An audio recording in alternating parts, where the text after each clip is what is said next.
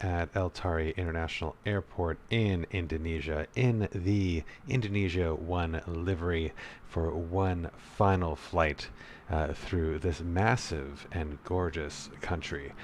Tonight we are transitioning over to Australia. We finally made it to our diversion destination. If you recall, we've been flying around the world 2 hours at a time. We started our journey in Newark, New Jersey about 24 flights ago. And since then, we crossed the Atlantic via flying a northern pole route because we couldn't do oceanic travel because we're only doing 2-hour flights at a time.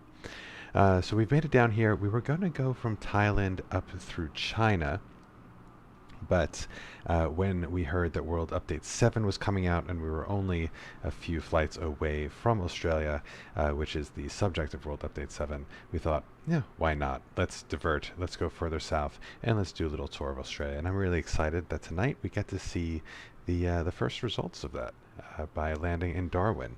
I'll give you a sense of our route tonight. Here we are in Tari in the eastern part of the Indonesian island clusters, and we're going to fly across this ocean. Actually, I don't even know what this waterway is called. We can look it up on the way, but we'll be flying over this water mass into Darwin. And this is actually a real-world route. There is commercial airline service between Darwin and Tari. So I haven't actually confirmed that this is an actual commercial route. This was generated by SimBrief, but I don't think there are too many variations of routing between Tari and Darwin, to be honest. Depending on on the runway we're getting tonight, we may get a nice flyover of the city of Darwin. If not, c'est la vie. We have to go where the winds take us. But yeah, hopefully we'll get a good view on the way in if the weather cooperates with us. So, with that, let's hop into the cockpit and get things rolling. We're going to do things a little different tonight since there aren't services available on the ground here at Tari. I couldn't even get the stairway to show up. So as you can see, we are cold and dark, so we are going to start not via external power, but via the APU directly. So we'll get those batteries on, and they are alive.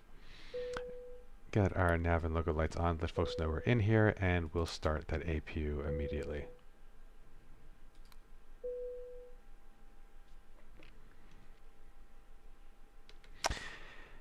And we'll have to wait for that to spool up before we can continue with our cockpit preparation. We can check the panels to make sure all of our knobs and switches are in the right position. So tonight we'll start from down here and work our way up. The parking brake is engaged. Cockpit door is unlocked. Spoilers are retracted, disarmed. Flaps are retracted. We have our ATC on standby and TCAS on standby. Our weather system is turned off. Engine masters are set to off. Engine mode is set to normal. Thrust levers are functional and in the idle position. Our radio is tuned to Unicom because there is no ATC coverage at this stage. And nothing on the box, nothing on the screens because we don't have enough power to run it yet. Oh, but hey, there's the APU kicking in. How awesome is that? So now that we have full power, let's get our overhead flows rolling. Get those lights up. We'll start with crew supply of oxygen.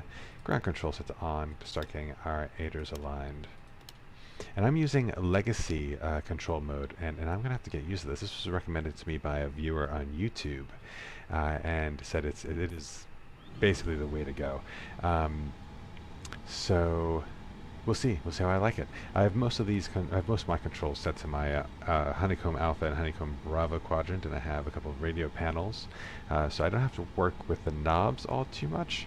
But for what we do interact with, let's see if this legacy settings mode works for us. We'll keep our fuel pumps off for now. Let's get our emergency lights going. So, oh, I see. Up, up. So it's all directional. Interesting. That'll take some getting used to. Alright, let's do our fire tests. Nope, don't want to do that. There we go. It's interesting because like the buttons aren't highlighting anymore. So I have to rely on these different icons to understand exactly what the action is going to be. Oh, and cargo smoke. Cool. And we'll get our APU bleed on, which means we can now start boarding passengers. So before we do the rest of the setup, since passenger boarding takes so freaking long, let's go ahead and get some folks on board. Going to our weights and balances menu. Figure out how many people we're carrying tonight. 157 passengers, so we might be a little heavy tonight because I think we'll be carrying a little extra fuel for our alternate. We'll brief that when we get to it, but we'll get those folks on board. Very cool. I'll come back to the data page, or I'll rather make do menu where we started. Cool. All right, let's set up the rest of the cockpit here. Get brightness up. Constraints, sets a QNH. We'll set the autopilot once we brief our departure. We'll get this flight director off, and we will turn off our non-existent co-pilot's screens just to save some frames there. Alright, we're going to get the brightness up on these screens. About 4 minutes left for IRS alignment. We have anti-skid on. The clock looks correct. We're about 15 minutes away from departure, so we'll see how quickly we can get this rolling. Cockpit oxygen looks good. Engine, we do have oil quantity. Hydraulics, we do have oil pressure, or rather hydraulic fluid. Now I do want to check the outside real quick. Yeah, you can see the ailerons are drooping a bit because the hydraulic system is not currently turned on. Yeah, ailerons and elevators are droopy. They are droopy, droopy, droopy. This is a little detail that was recently added to the fly-by-wire mod. I think it's a really awesome detail. Once we get the engines going, that will power our hydraulic system. We'll start seeing the droop go away, and they'll go back to neutral position. If we go to the flight control screen, yeah, you see all the hydraulic systems are off, and the droopiness persists. So I want to see if there is a way. So the PTU is on auto.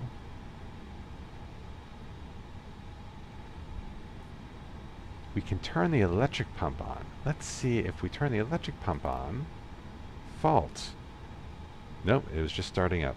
If we go back to the screen here, and everything came to life, and our ailerons are up. So we're getting power to, via the electrical pump, to our yellow and green systems. Very cool. They clearly control the ailerons. So let's actually turn that off and see if we can catch the droop.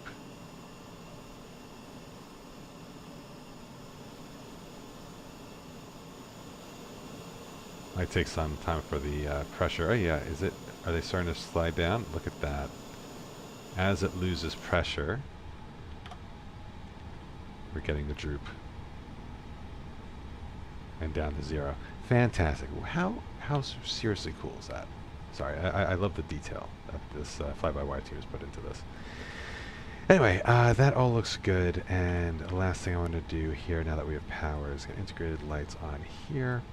We'll be squawking 7,000, since we are flying internationally without air traffic control coverage. I believe 7,000 is the appropriate code to squawk.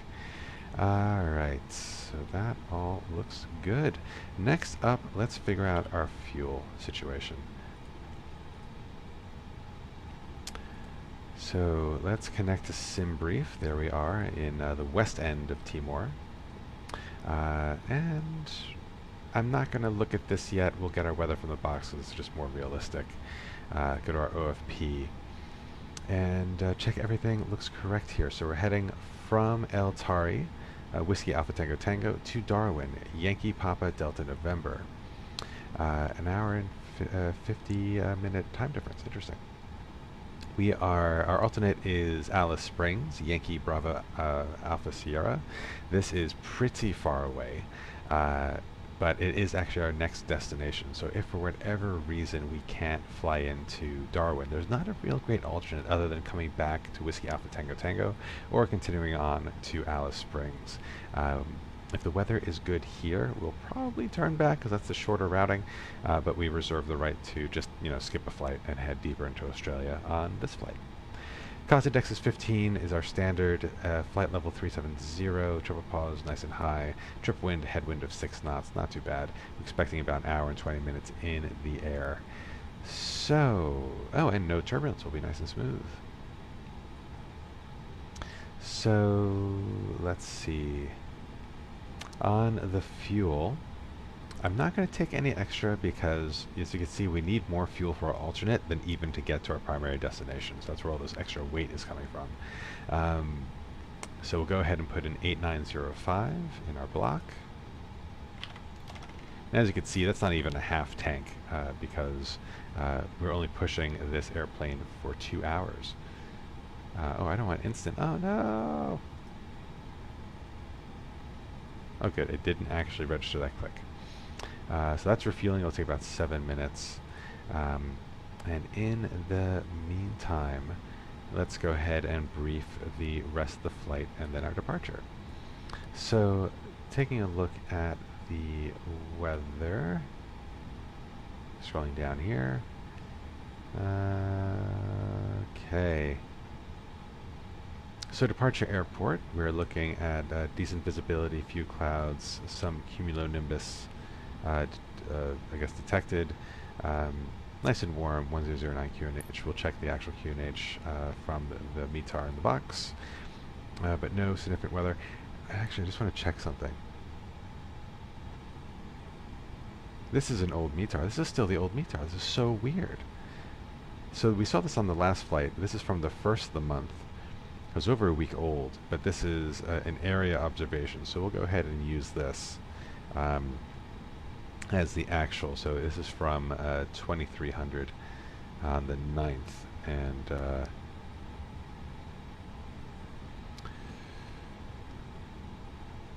is that right? Am I reading that right?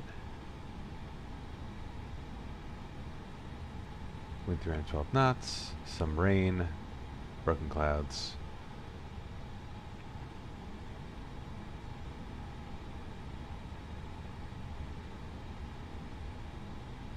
Ah, yes, that makes sense because it's currently 3 a.m.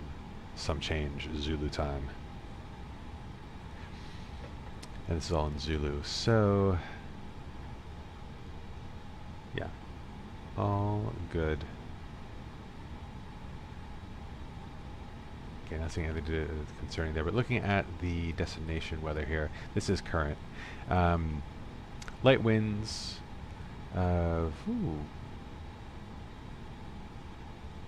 Trying to figure out how I read that. 360 V60. Let's see.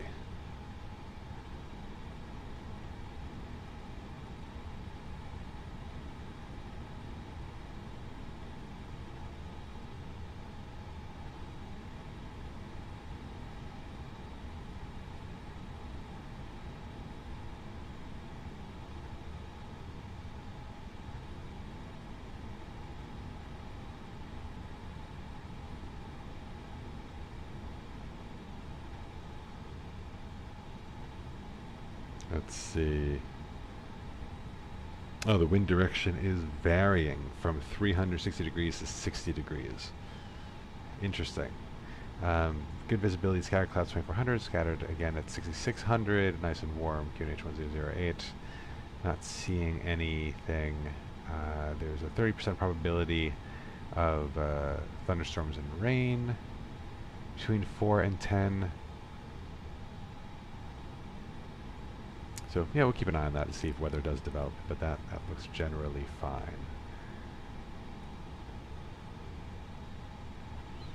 Looking at the SIGMETs, nothing of note really.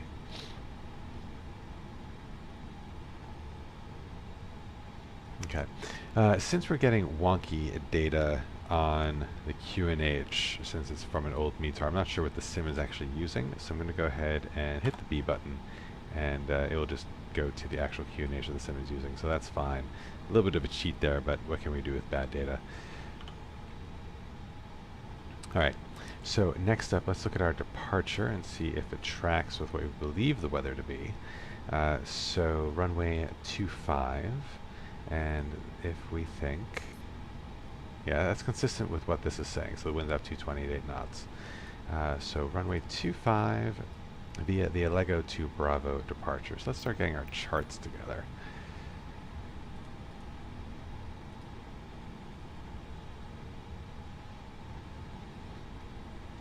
Alright, so get the airport map, we'll look at that in a sec, and our SID tonight is the Allego to Bravo,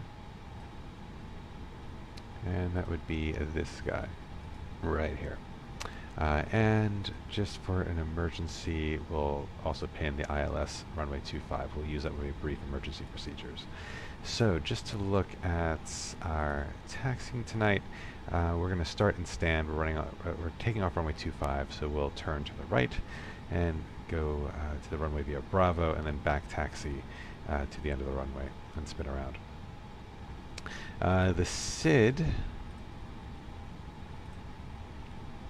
Allego to Bravo, so looking at this description here, we'll take off runway 25 at or above 1500, turn left, track 080, join Alpha 458, proceed to Allego.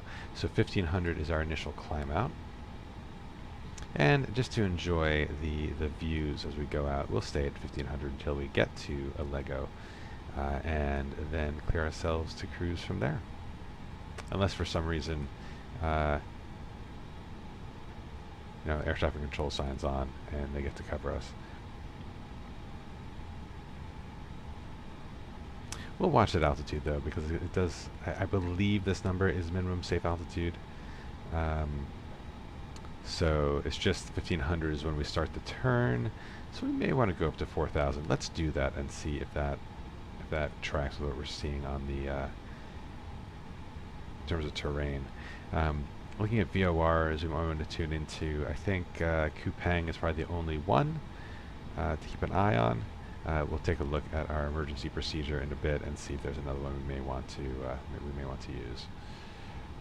Okay, that's all good there. So in the box here, well, first let's get the lights up.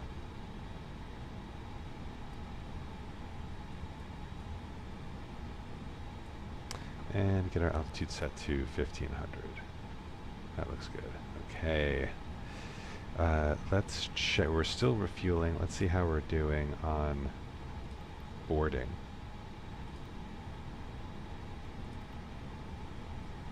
Alright, almost done with boarding.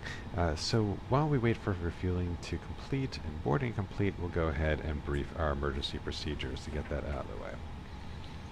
So if there are any issues on our way to the runway, we'll bring the airplane to a complete stop, clear any ECAM messages that pop up, notify ATC if they're available, and then make a decision whether or not to return to the terminal, continue as planned, or evacuate the airplane.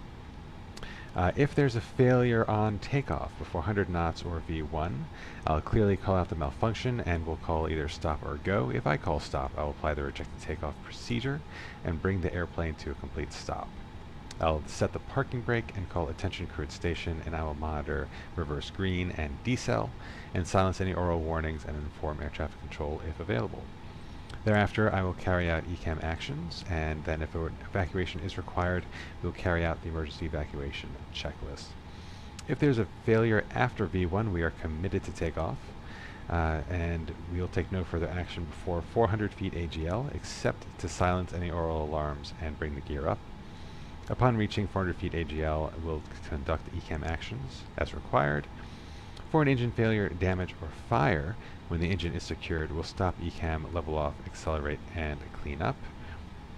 If engine is not secured, we'll continue climbing until engine is secured, but not above engine out maximum acceleration altitude. And then at green dot, we'll select open climb and select MCT on the throttle. We'll then resume ECAM and complete after takeoff checklist and check the status. And we'll fly either the well, we'll effectively fly the missed approach for the ILS runway 25, which has us climbing straight ahead until 1500, then we'll turn right and proceed to ESBOV at 4,000 feet for holding or as instructed by ATC. So this is important because when we program the box, we'll want to get an ESBOV fix so we can see it and then fly to it. This happens to be where we did our holding on the last flight. So we already have practiced holding procedure at this airport. Nice. Alright, all that talking should have gotten us to boarding, and refueling is complete. We'll go ahead and get the fuel pumps on and seatbelts on. And now time to program Z-Books.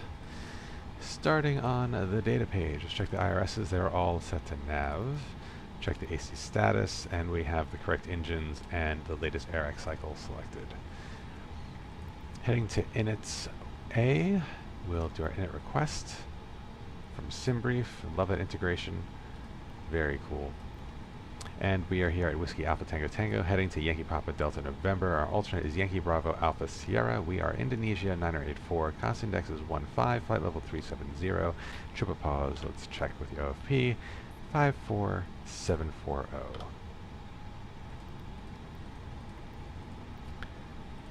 Pretty close. That all looks good. Heading to our flight plan. That looks correct from my memory. We will program in our departure. Runway 25. Alego to Bravo departure. And go ahead and insert. And we'll just confirm that flight plan looks correct. So there's our turn at 1500 feet. And then KPG, Alego, discontinuity at Alego. This is interesting. I wonder,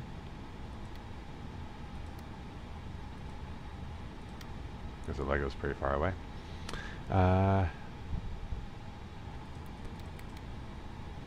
We're not seeing the flight plan kind of draw the line, so I wonder if the fact that we are flying to this intercept first will kind of predicate everything else that comes after it, because you wouldn't expect to see a decel and flaps before a Lego.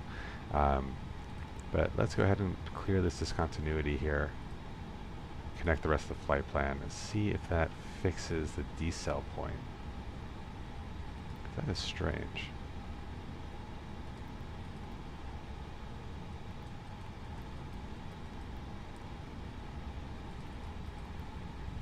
That's strange indeed. Alright, so I'm going to assume that's an idiosyncrasy of the fly-by-wire, and we'll just hope that once we take off, it will all work. I do want to check if KPG is actually on the routing for the SID.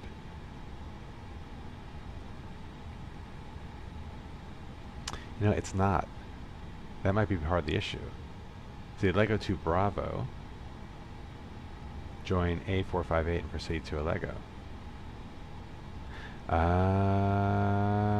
I see. 458 is a vector from Kilo Papa Golf. But we're going to track 80 degrees after the turn.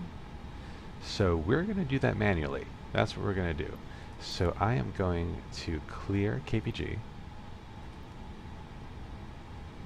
And once we hit 1500 feet, I'll throw into heading mode, and I'll execute a turn to 80 degrees. And then we will intercept, so we will put the VOR in, we'll intercept that radial, 107 degree radial, and at that point we'll go direct to Alego. That'll be fun to fly. Okay, a lot to remember though. So to help us out, let's put in a fix. What was that? VOR KPG, is that right? Kilo Papa Golf. Kilo Papa Golf. It's the one that's 1 nautical mile away. And the radial is 107. And there it is. There it is. So we'll turn to a heading of 80 degrees, and once we hit that blue line, boop, direct to a Lego. And we're good to go. I'm also going to put in a secondary fix for Esbov, because that was our holding point.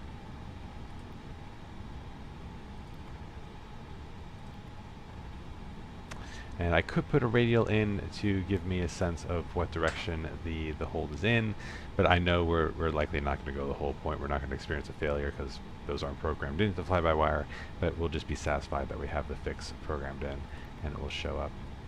If we zoom out here, there it is.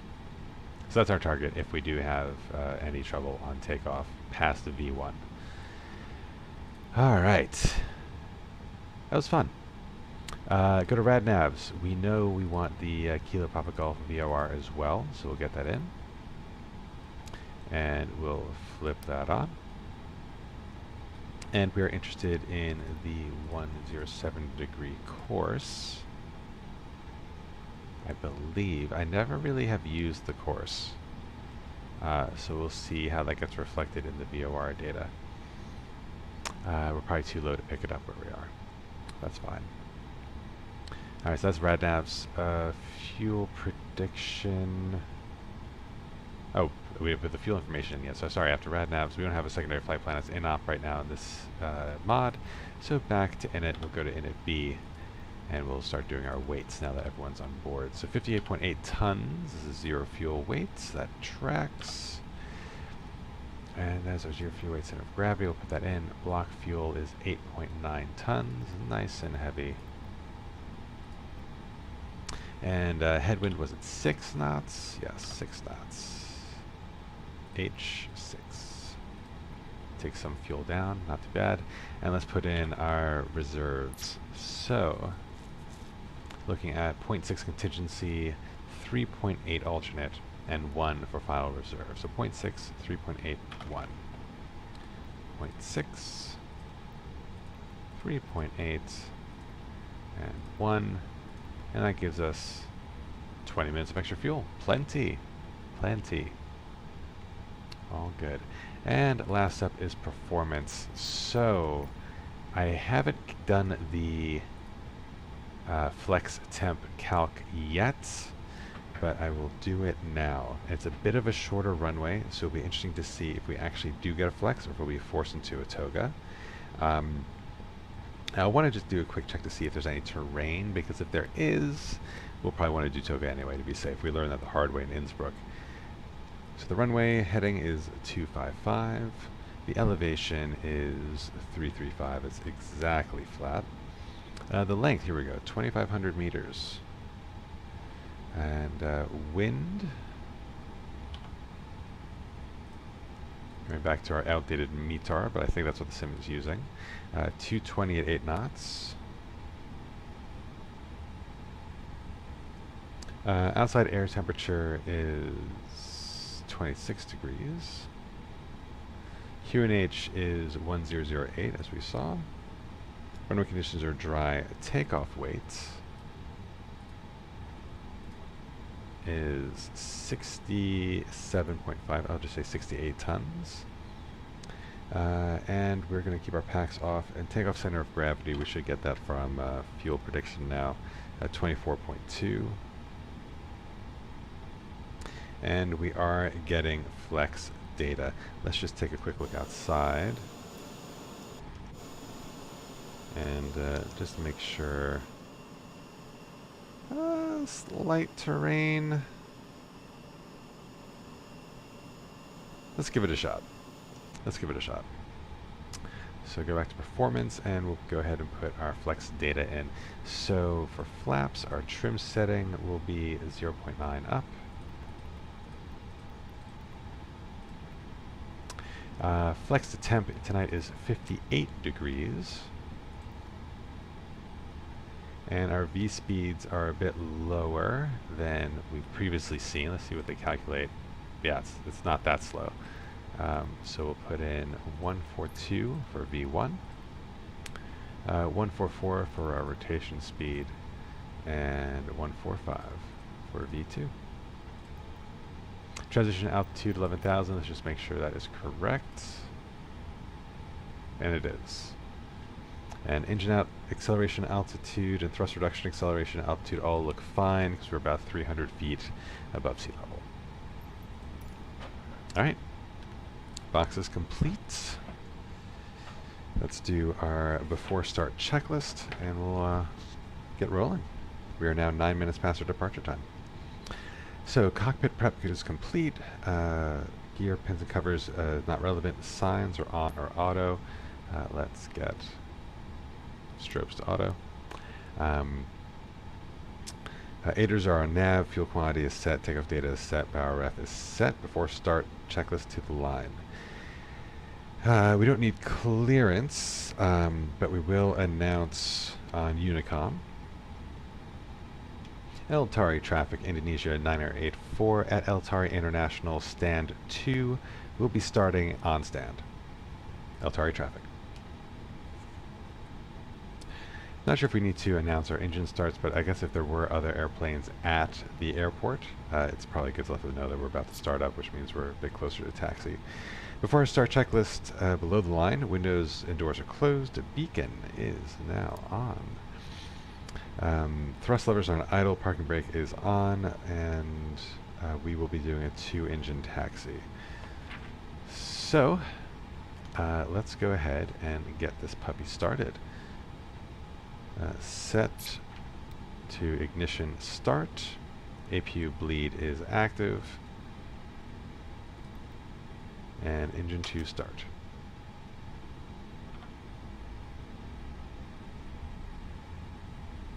Get this on run. Oh. Legacy's weird because if you don't hover it exactly right, like I'm used to moving the mouse left and moving the mouse right, and it will do what I want it to. But here I need to get it in the right position for me to do what I want it to do. It'll just take some getting used to.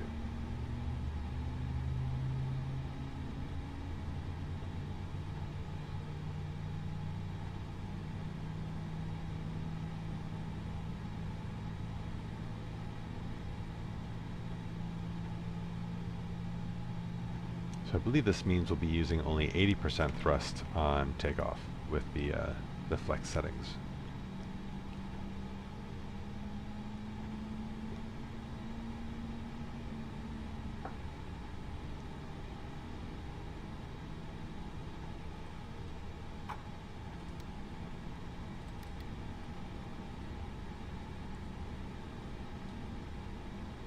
All right, engine 1 start.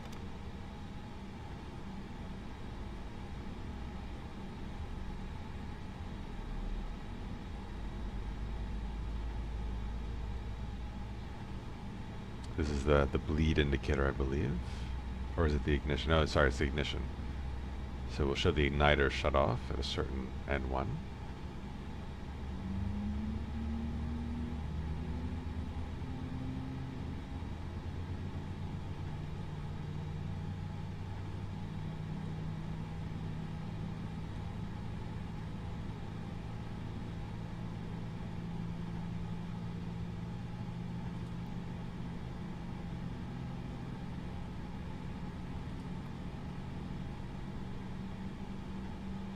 Yeah, so we see the bleed off now because the N1's spooling up.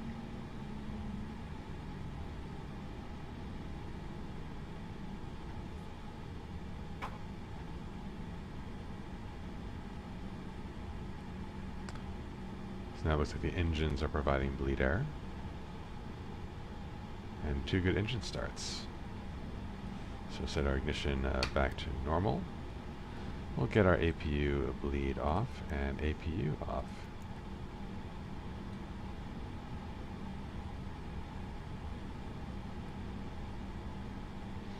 After starts checklist, anti-ice is as required. ECAM status is checked. Pitch trim we'll have to set.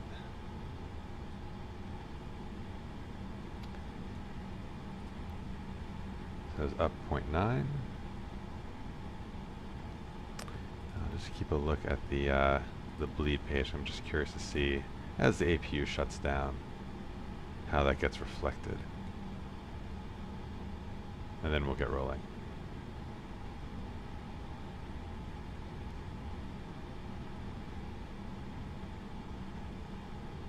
Oh, well, the APU system is already gone, it looks like.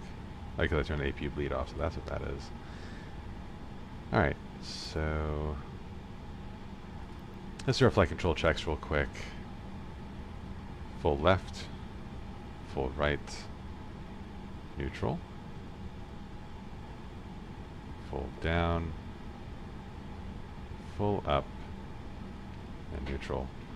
Disconnect nose wheel steering, full left, full right, and neutral. Looks good. Alright, so getting ready for taxi lights.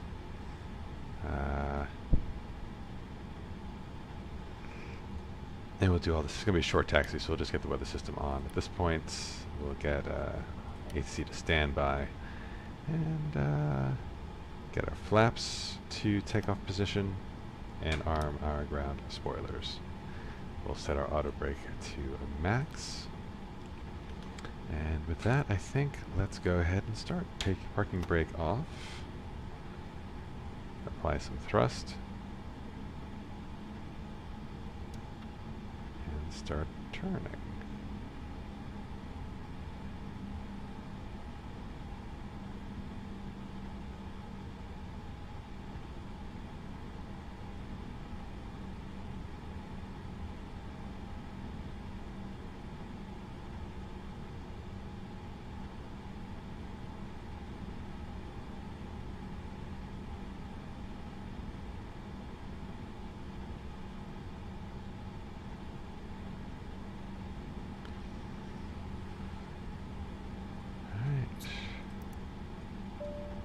Flight attendants, please prepare for takeoff. Takeoff config test. Before takeoff, checklist to the line. Flight controls are checked. Flight instruments are checked. Briefings confirmed. Flap sitting is confirmed. V speeds are set. ATC is set. ECAM memo no blue.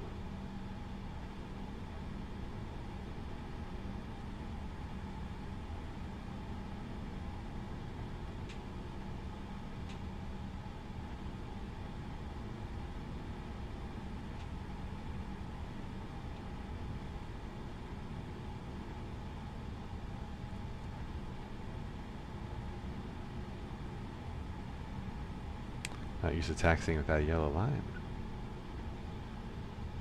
Start slowing down. I'm going to be below 10 knots. We make a hard turn. And here we go. See how well I did. Not too bad. A little early on the turn, but we'll round it out.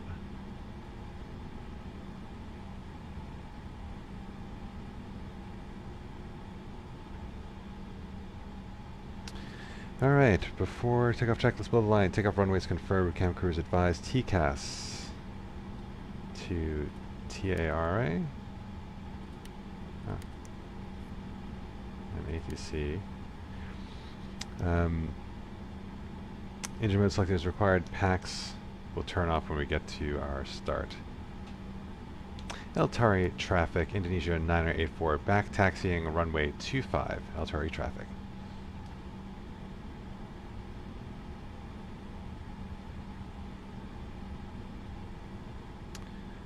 Alright, let's see if I get this turn better. Slow down below 10 knots and turn.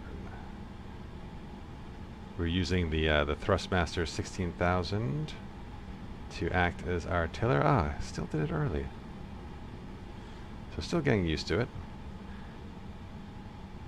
But it's been a pretty cool system because disassociating the nose wheel from the rudder gives you much finer rudder control on the takeoff roll. because the rudders are only able to deflect the nose wheel about 6 degrees in either direction, while the tiller can deflect it almost 90 degrees, or close to it. So if you're trying to do fine control on the rudder pedals and is throwing your nose wheel all around, it doesn't feel very stable.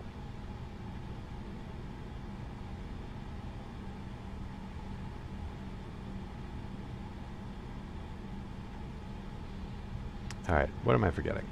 We'll be turning our packs off for the flex takeoff. But I think that's it. Nothing else on our checklists but the packs. So just to brief that departure again, we're going to fly runway heading to 1,500 feet, and then we'll do a manual, well, quote-unquote manual turn to a heading of 80 degrees.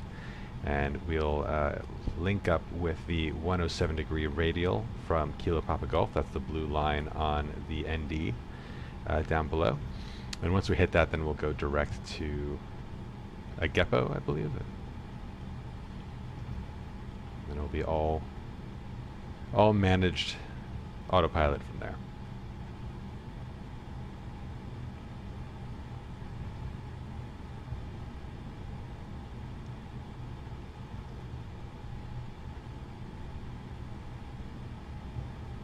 Looks like a beautiful day in Indonesia. We're right now running a 3080 Ti graphics card on ultra settings, and we're getting about 43 frames per second on the ground, which is pretty good. I feel like with every update, Microsoft has been getting tighter on the... Now do I use this to... I hesitated, now I might be in trouble with this turn. First, let's slow down. Now let's see how hard we can turn this thing.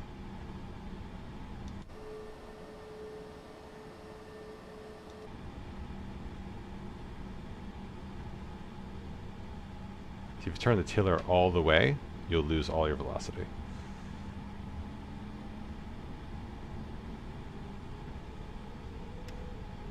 So a little bit of thrust to get you back on. Are we on center line? Pull it in hard. I think we'll be good enough, just a little bit more juice. Alright, that looks pretty good to me. I'm happy with that lineup. Turn those packs off. Tari traffic, Indonesia 9084, taking off runway 25, Tari traffic. Takeoff. And 1 to 50%. And stable, flex. And flex SRS runway.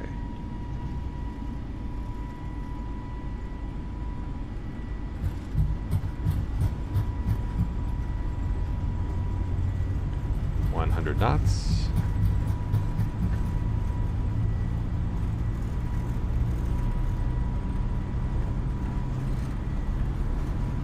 V1, rotate. There is definitely a car on the runway. Positive brake, gear up.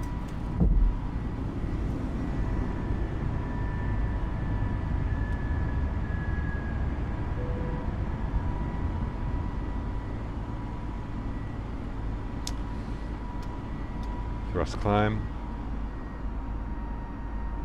Speed alt star. And here we'll go to autopilot and manual heading mode.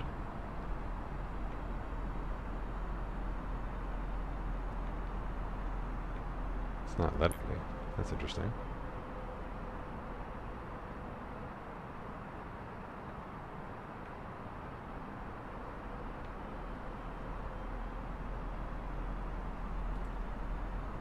Go.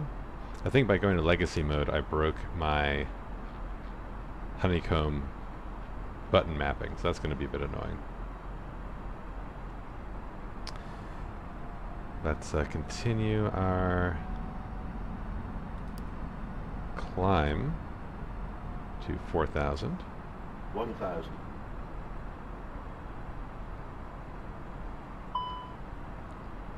Yeah, my Bravo Don't sink. buttons don't work. Don't sink. Don't sink. Don't sink. Don't sink.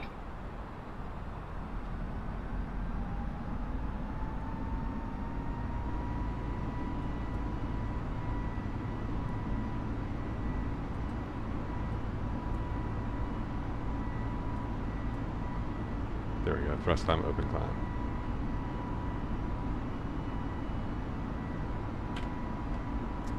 Flaps retracted. Spoilers disarmed. 1,000. 1,000.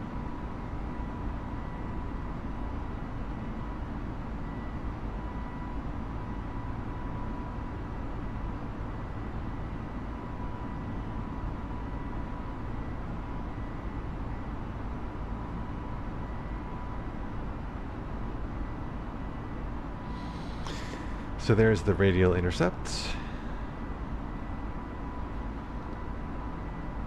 So long, Tari. Oh, did it just start raining over the airport? It might have. Speed Alt Star.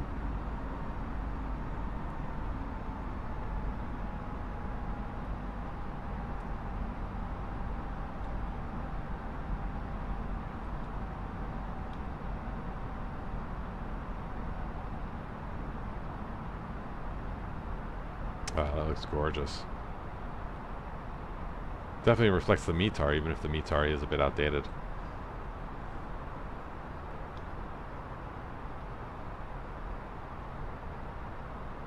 Alt, so I'll get our next altitude programmed in.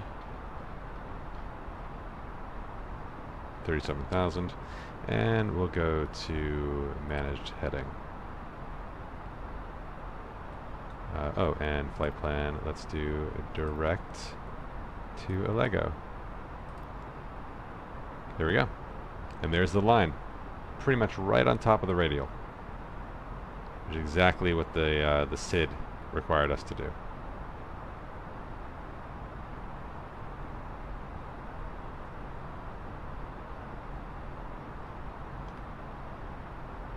And let's go on up.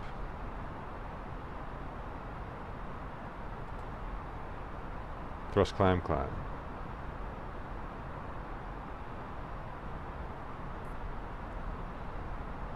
Looks like we'll be avoiding that big storm cloud, otherwise I would have vectored us around it. Because it wouldn't have been advisable to go through it.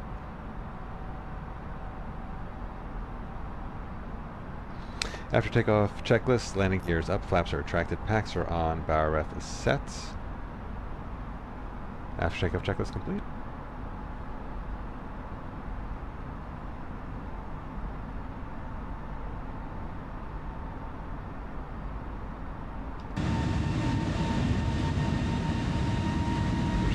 Surfing on top of these a bit.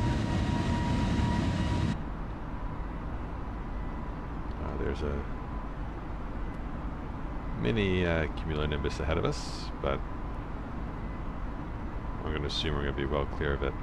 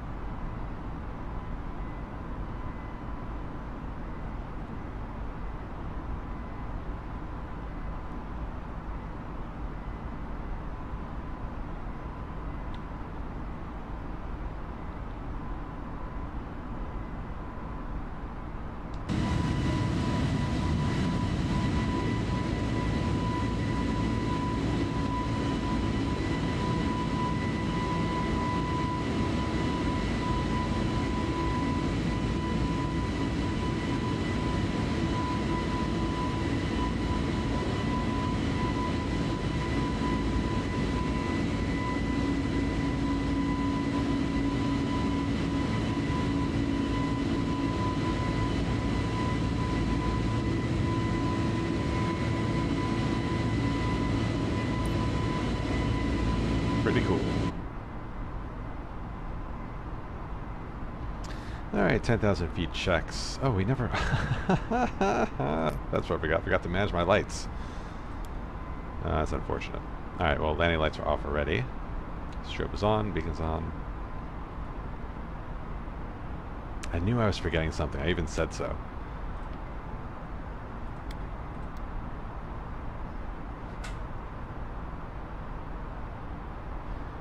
Alright, I'm going to see if I can fix the control mappings for, oh, interesting.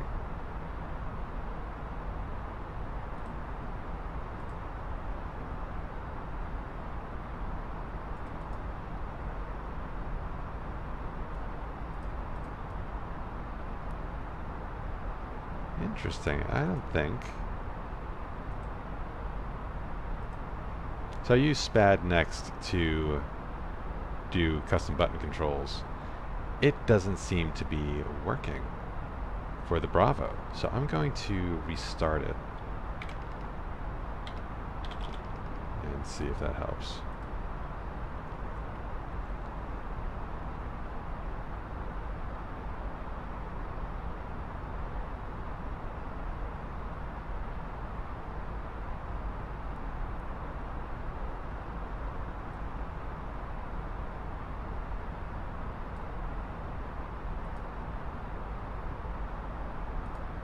Alright, there's the Bravo.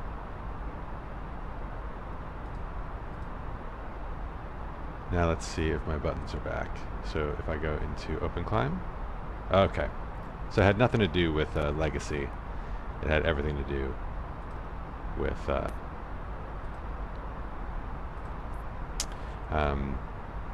SPAD.NX not loading properly.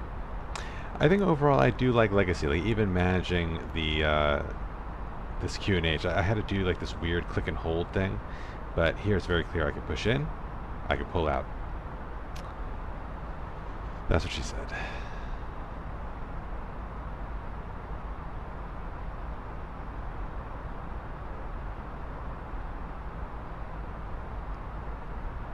Alright, this point I'm going to clean up our VORs. We don't need those anymore. Clear the rad navs.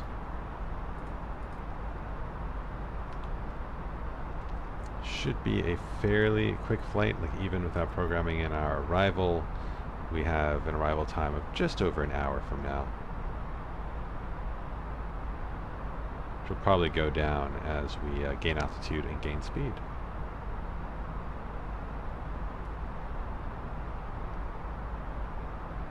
Might be the last time we see land for the entire trip.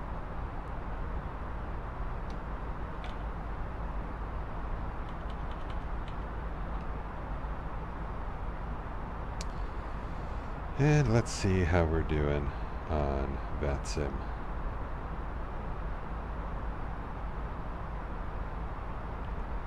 Oh, there's some ATC online in Melbourne and Sydney, but Darwin is currently offline.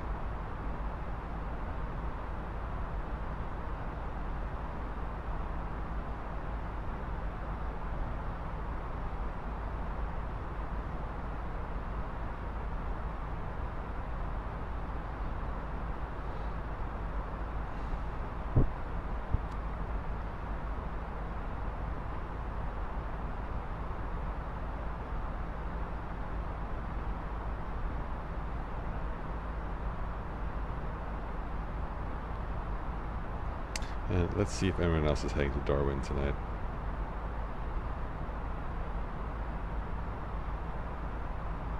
Nope, just us.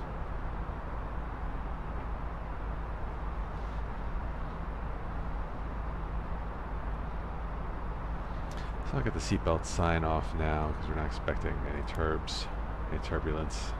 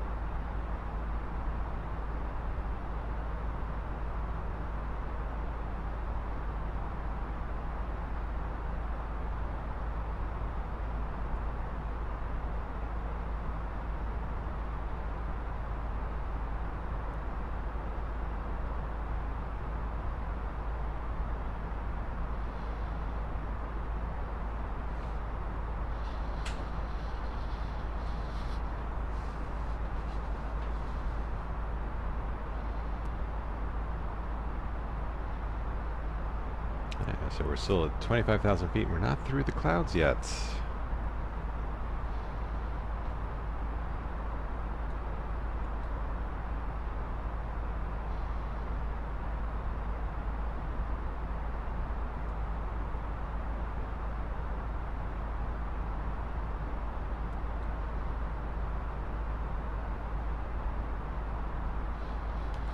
Let's see when the OFP says we should be above or at our top of climb.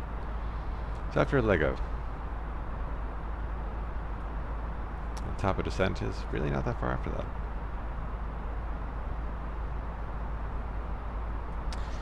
Killick, Curly, Danya, and the Danya 8 uniform. Killick, Curly, Danya. Okay, that's all there except for the actual approach, but we'll program that in later.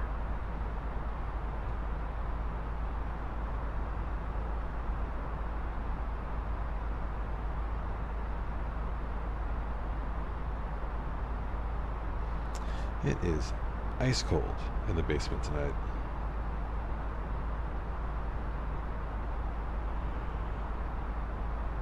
Let's get the temperature up a bit.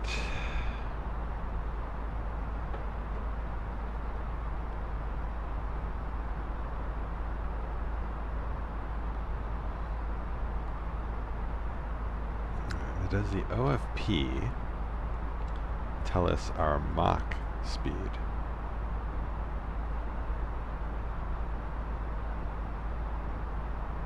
It shows us our desired ground speed. So we're maxing out like 449. So we're just about there actually in terms of ground speed.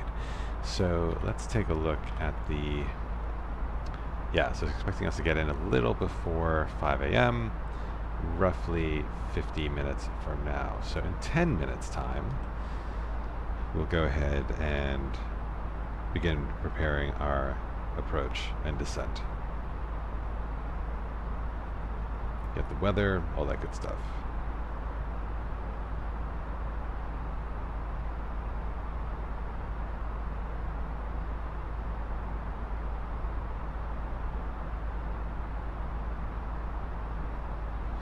So we're peaking at 60 frames per second up here. I'm curious to see how else we can push the settings. So we are in stock Ultra. We haven't changed anything about the Ultra settings themselves. See, clouds looking fantastic. Curious how much further we can push it. It's a really high layer up here. I'm not even sure if we get above it. Clouds are getting thicker ahead. Yeah, I'm hoping we're going to have a fun descent. We've been pretty lucky with the weather this whole trip.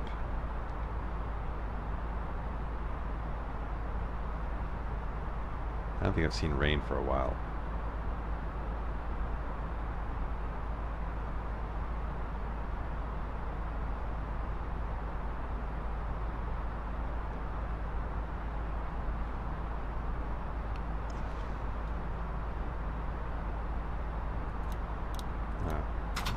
You have to be so exact with the legacy controls.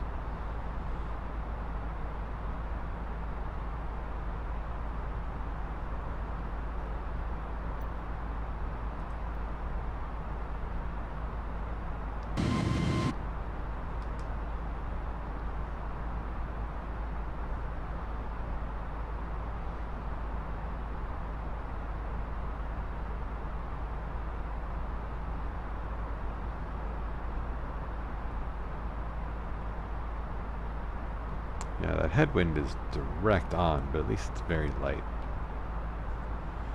Oh, we can get rid of that, we can get rid of our fixes. We don't need those lines anymore.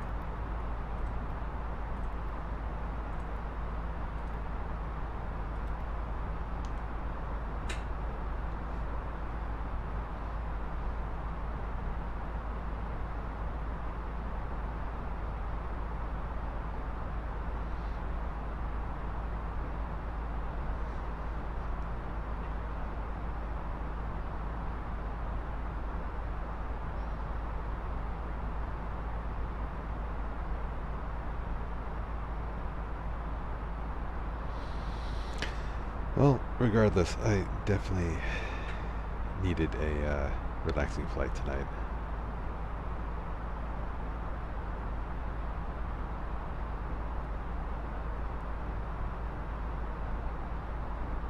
I'm taking a Friday off from work, but the weeks where you take days off, it almost feels like you have to work even harder on the actual work days in order to make up for it.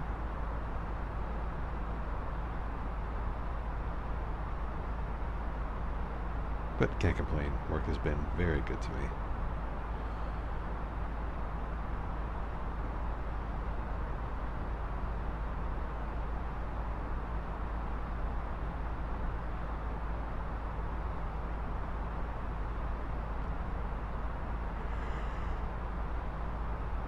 Oh, excuse me. And it is 11 p.m. East Coast time.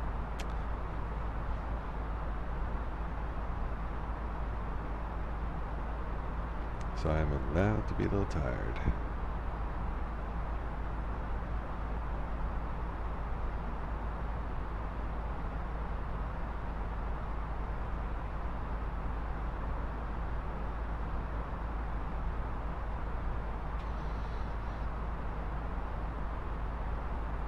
Really seems to be struggling to get up to altitude. It might be all that extra fuel that we've been carrying for the alternate. Like, we're still relatively light for the airplane, but we're heavier than I typically am for a 2-hour flight.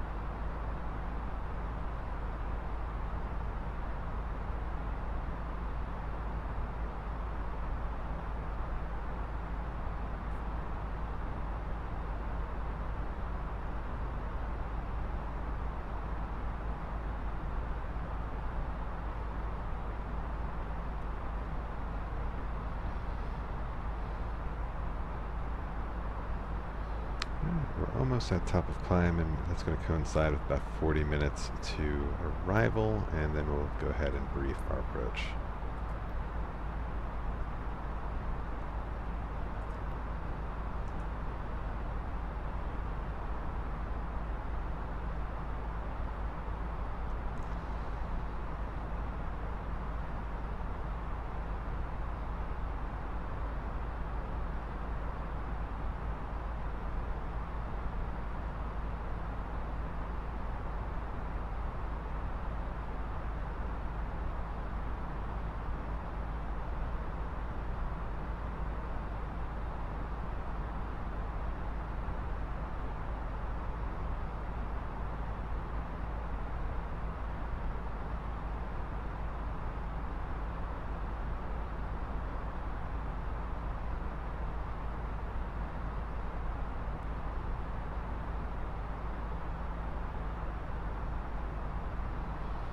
So we haven't quite got to that top layer. It's kind of like a little ephemeral in this immediate area, but lots of clouds to descend through, it looks like, as far as we can see in front of us. So Mach Alt Cruise, we are at cruise altitude, and we are about 40 minutes away from our destination, so this is a good time to start prepping for arrival. So let's review flight plan. We're planning to land runway 29 via the Danya 8 uniform arrival. Let's go ahead and get our METAR just to make sure that still makes sense. So we'll do a little weather request. We'll just get for all the airports. I'm not going to fiddle with that. Send. We'll wait for the message to pop up. We'll print it out. And then we'll continue the brief. In the meantime, we can take a look at the airport. Clear these charts. We don't need these charts anymore. So Yankee Papa Delta November is Darwin International. Airport info. So yes, we're either going to be coming in runway 29 or runway 11, depending on the prevailing winds. Nice and long runway, so not too worried about braking.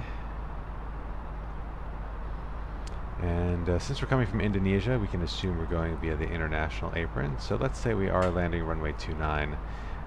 We'll aim for Bravo 2. If we miss that, we'll probably go Victor 2 and then taxi from there. But if we get Bravo 2, it'll be a nice easy taxi in. Cool.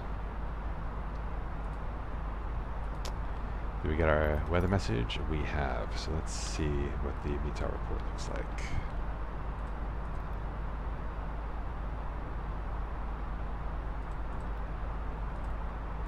Go ahead and print it out. Not a fan of reading on the green screen, but there it is there. Yankee Papa Delta November. Okay, so we got winds at 20 at 6 knots, good visibility, scattered layer, another 2 scattered layers, nice and warm. Everything looks good. So yeah, so winds at 20, so what makes sense? Yeah, 2.9 doesn't really make sense.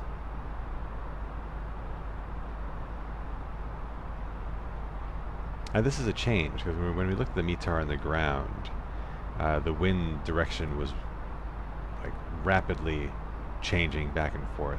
So I think it's safe to say we can go ahead and change our approach.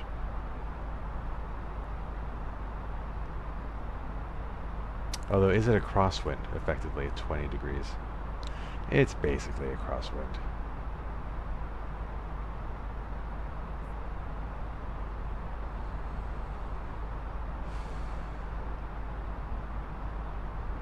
Well, if we come runway 11, we'll at least get to overfly the city.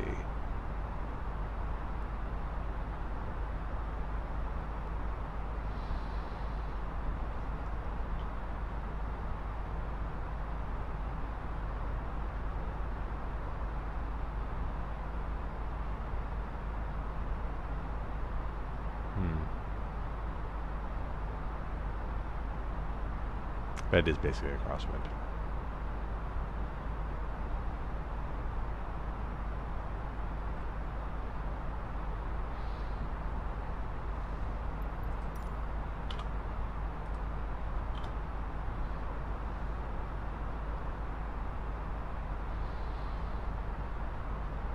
Alright, let's keep it. Let's keep our approach. So, arrival. There are a few ILS charts, so let's take a look and see what the differences are. So runway 29, we have ILS Z, X, and Yankee, although I don't see Yankee on here, so we'll just not use Yankee. Oh, we're returning? We are turning. We're a Killick, okay. Well, actually, before we do that, we know the star we're flying. We should figure out what our top of descent is so we don't miss it. So, Danya 8 uniform, right here. What's our initial? So from Danya,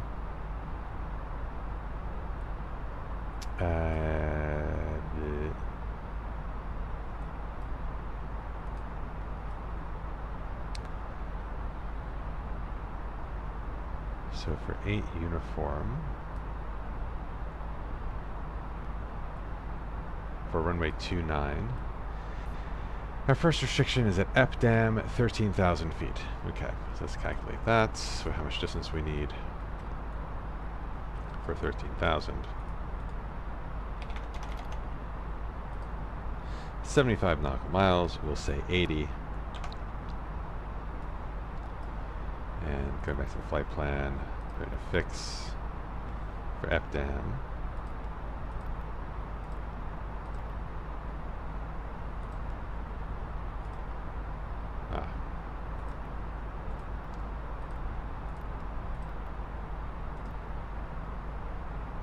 There we go. And how far away do we want to be? 80 miles, 80 nautical miles. So we'll put in a radius there, and we'll see that on our screen here if we zoom out enough. Yep, there it is. So that's our top of descent. All right, coming back to the box, let's get this, let's figure out what ILS we want.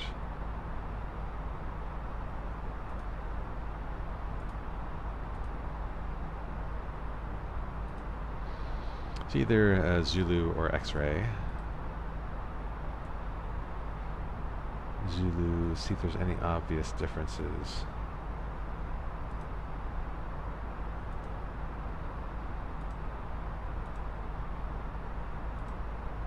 I am seeing no difference.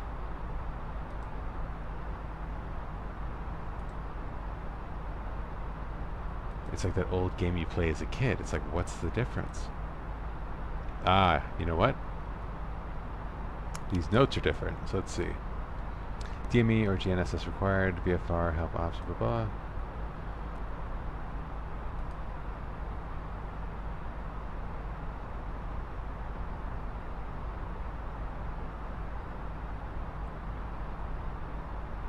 The minimum is different, the minimums are the same.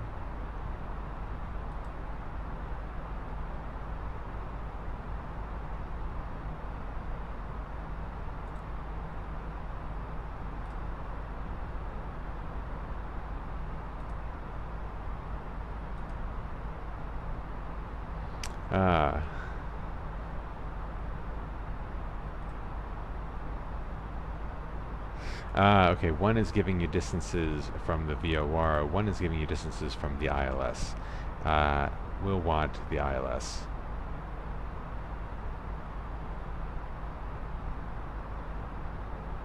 Yeah, so we'll do the Z. Cool. Alright.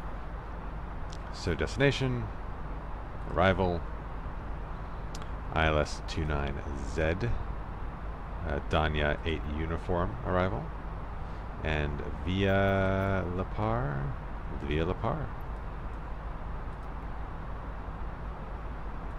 and no transitions. Alright, so let's see, let's make sure this makes sense.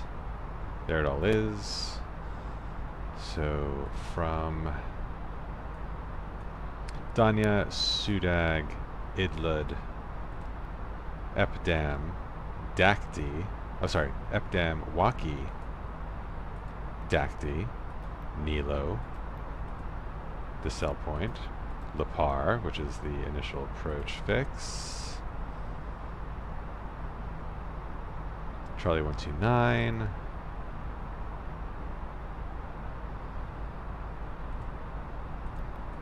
Torat. And then down to the runway. Looks good. Looks good to me. Alright, so that's all set. Let's get our approach details in QNH 1007. Temperature is 32 degrees. Pretty hot. At least compared to New Jersey. Winds are 20 at 6. And we had radio minimums here. Radio minimums are 209. Check the transition level. Flight level 110, so that's all good. Rad navs, let's get the Darwin VOR in there, so Delta November. 112.6, that checks. The ILS is in there already, that looks good. And I think that's fine.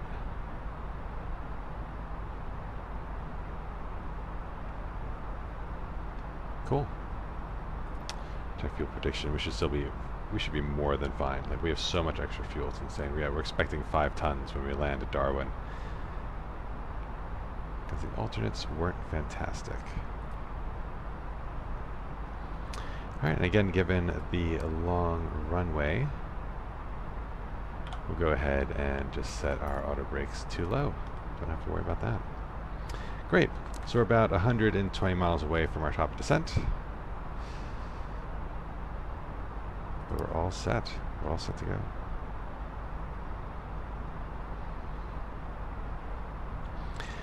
So something I like to do in cruise when the workload is not too high and YouTube and Twitch is quiet, I look up information about where we're going.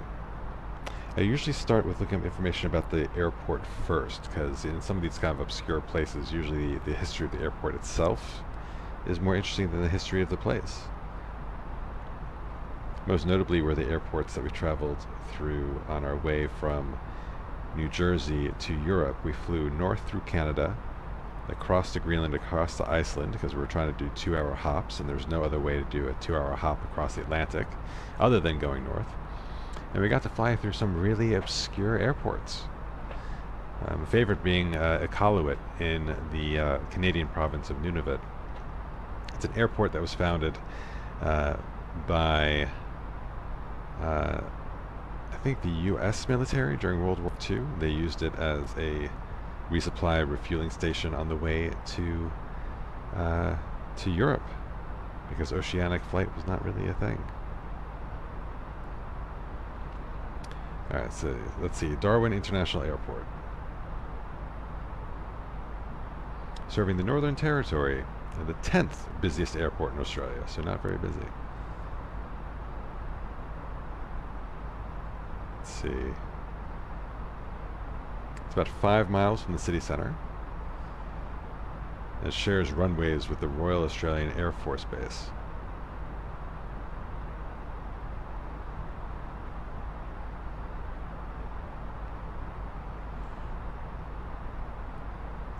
See.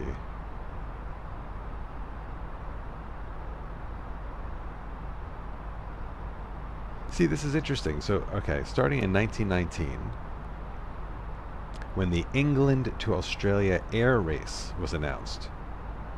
By the way, that sounds like that should be a movie already. At 1919, I'm imagining like biplanes flying from England to Australia. That's insane. Parup Airfield was established in the suburb of Parup to act as the Australian terminal. It operated as 2 airports, a civilian airport and a military field, much like it operates today, it seems. It frequently took hits from Japanese bombing through the Second World War and was used by the Allies to project air power into the Pacific. The airport hosted Spitfires, Hudson bombers, Kitty Hawks, C-47s, B-24 Liberators, B-17 Fortresses, and PBY Catalinas. That is amazing. You're growing up in America, you recognize that World War II was truly a world war, but you never really think about air bases in Australia. Of course they were involved.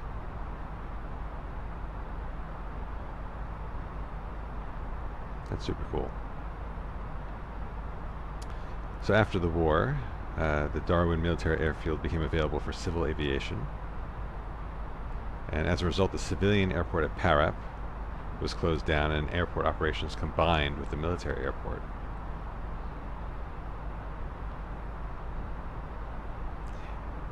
In 1954, Soviet spy Evdokia Petrova defected at Darwin Airport while she was being escorted out of Australia by KGB agents.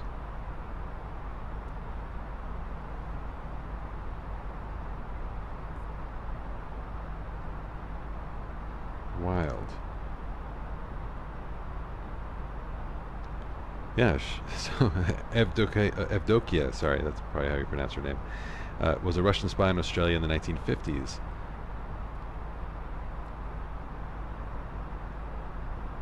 And she lived until 2002. See, look, now we're going down a rabbit hole. We look up an airport, we find a connection to Russian spy operations in the 50s. And now let's see where this takes us.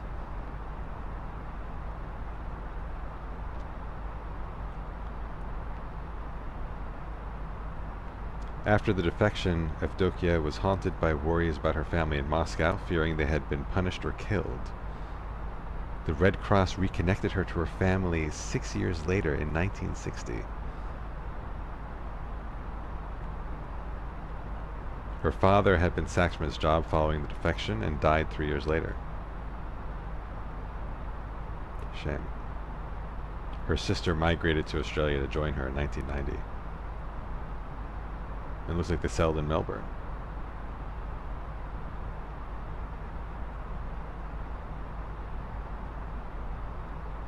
Wild. Absolutely wild.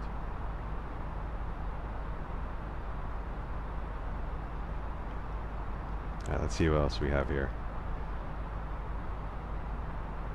Between 1950 and 1974, Darwin Airport acted as the primary domestic and international airport for the Northern Territory, and an important stop for airlines flying between Australia and Asia and onwards to Europe.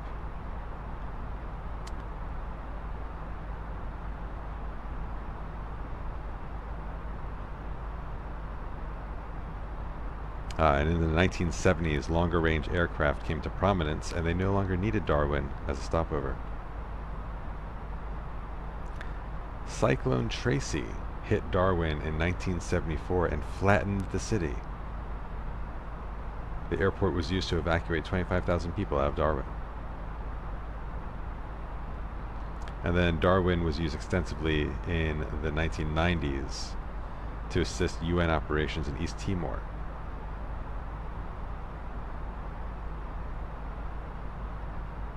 Wild. You hear about these obscure places and they have such rich histories and you never really realize it until you dig.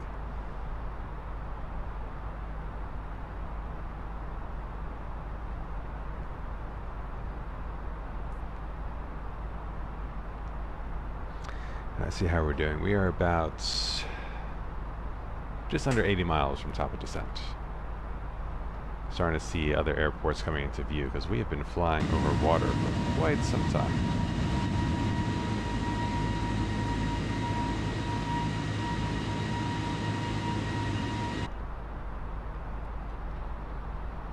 Alright, let's see. Are there any other interesting threads to follow here?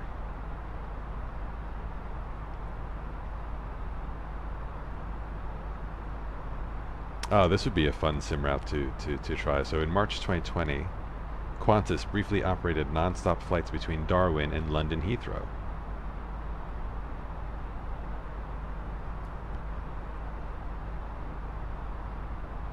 And yes, it was an Airbus A380. That makes sense.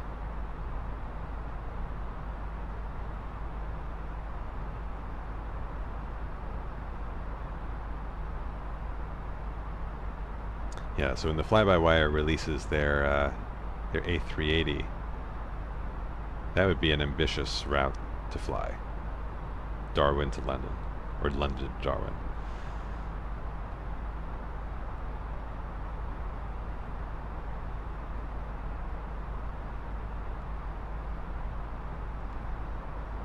Let's see.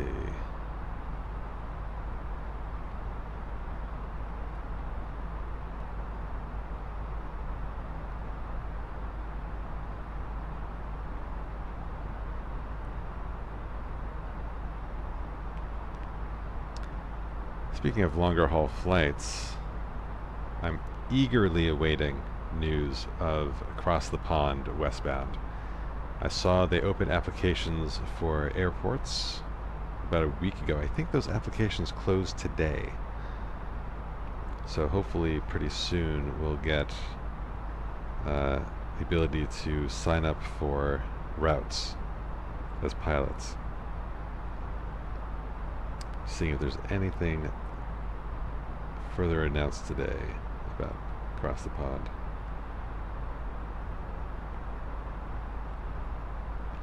Oh, no new updates yet, but the date is set April 2nd.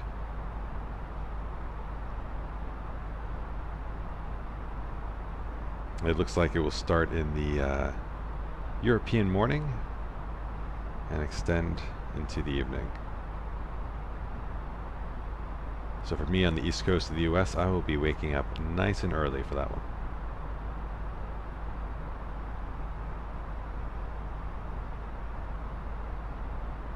If you're not familiar, Across the Pond is a biannual event. They do it twice a year. In the spring, they do a westbound edition. In the fall, they do an eastbound. And it's basically a VATSIM event.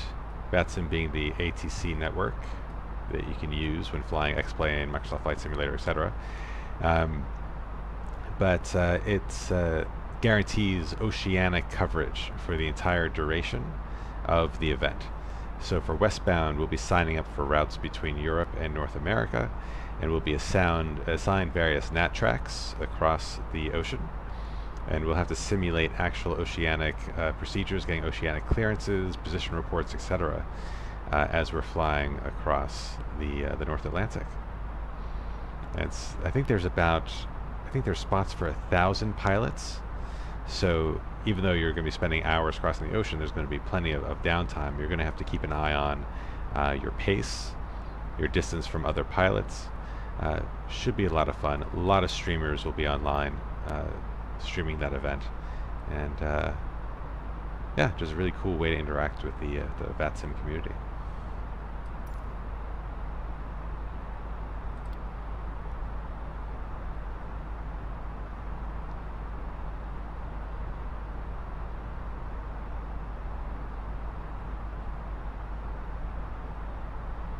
Alright, at this point, speaking of VATSIM, I'm going to check to see if we have any ATC coverage. Darwin, nope, still pretty quiet.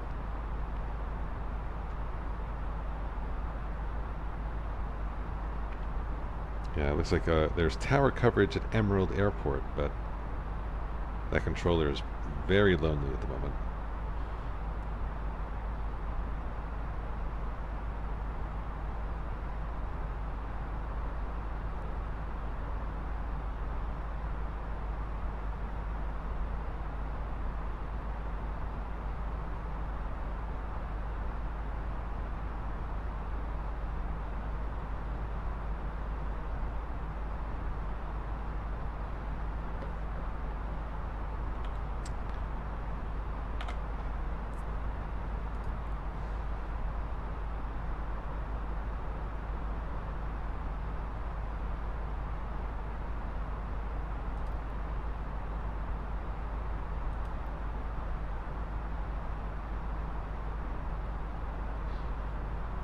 I always enjoy this screen. Actually, this is the better screen for this.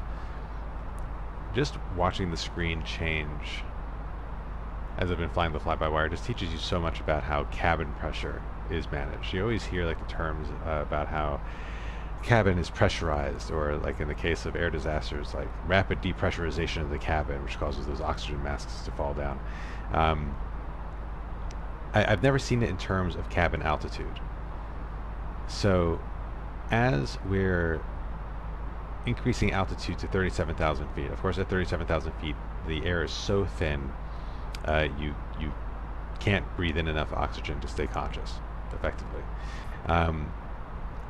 And if you think about the fuselage as a pressurized object, like it doesn't make sense to keep the pressurization in the airplane at sea level, because there's just going to be so much outward force on the outside of from the inside of the fuselage. I mean, I'm not even sure what the tolerances are, but you know, if the pressure differential between the outside and the inside are too extreme, like the fuselage would explode. It just wouldn't be able to contain the pressure forces pushing outward.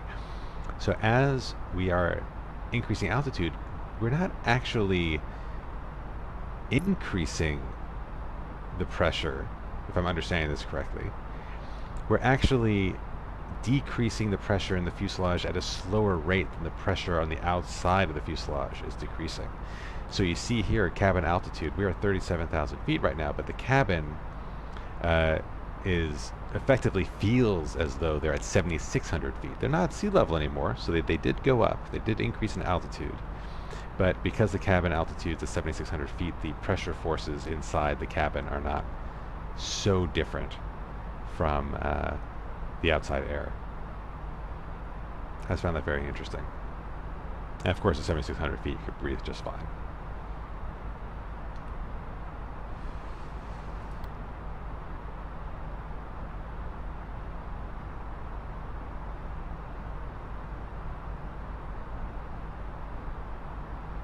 Now we're getting pretty close to the top of descent.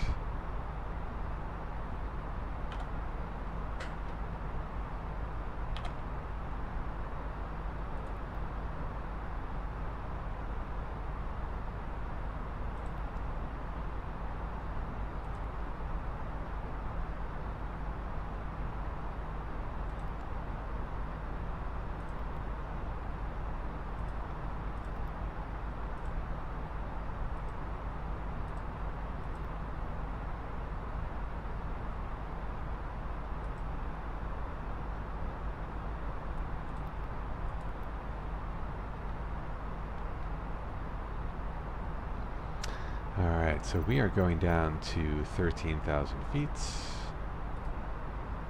Initial altitude restriction there at FDAM. So we'll get that programmed in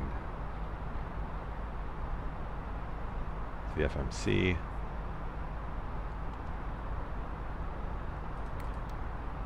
Yeah, and oh, the line's coming real quick now.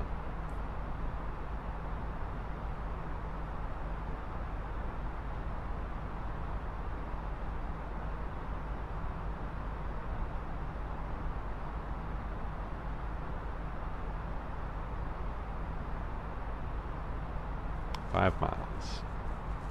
Oh, you could see land ahead. Look at that. Australia's coming into view.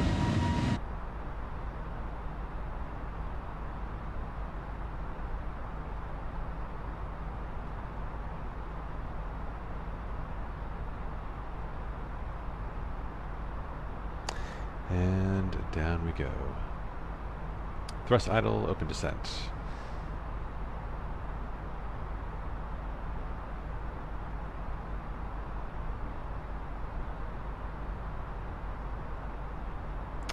Thrust is coming back.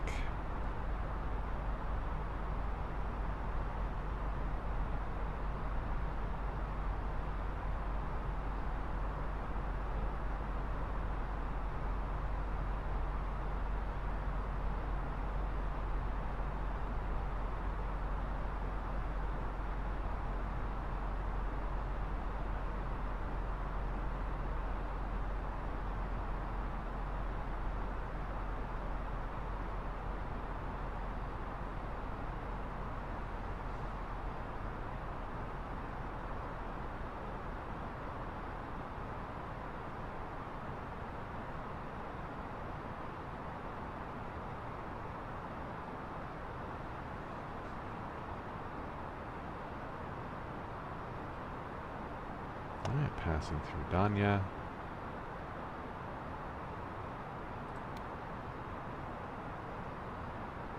So we're now flying the SID.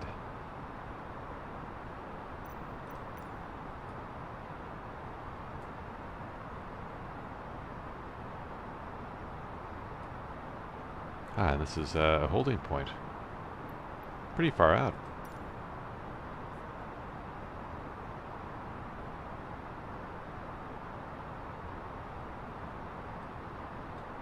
About 80 miles from the airport.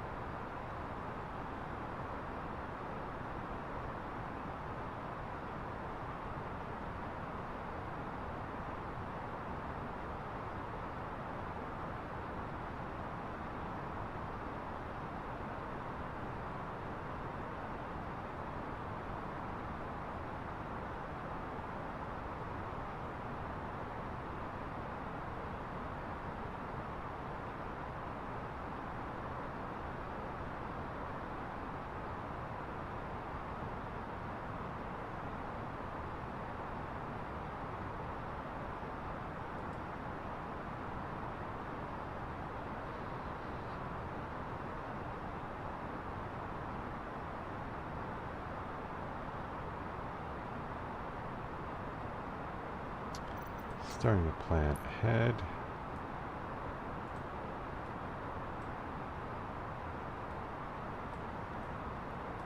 There is a speed restriction at Dakti. And we can kind of look at this as like a long base leg. So we can start configuring ahead of Dakti and then we'll just naturally drop below 230. But the next altitude restriction after that, we probably just go straight down to 3,000 after that point, so that'll be nice and easy. We just need to cross Epdam at or above 13,000.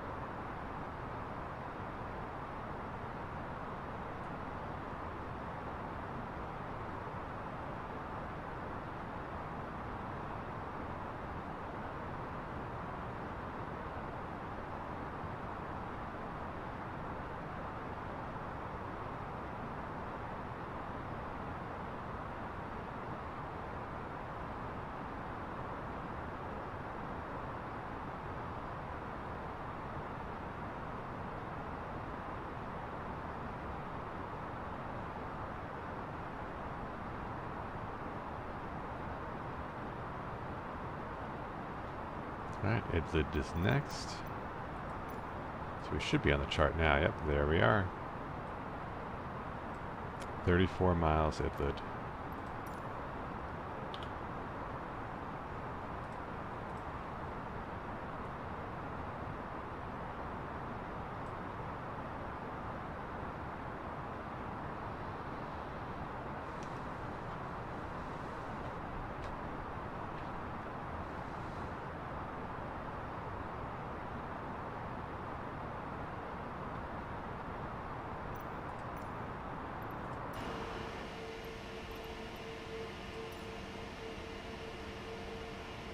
Pretty cool shot, actually.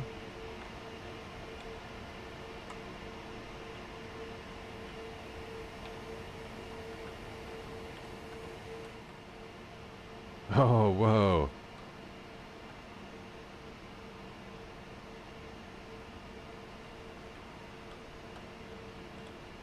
Well, they actually rendered out the landing gear bay. That's pretty wild. Whoa. I didn't know I could do this. This is crazy. Very sensitive, but pretty cool.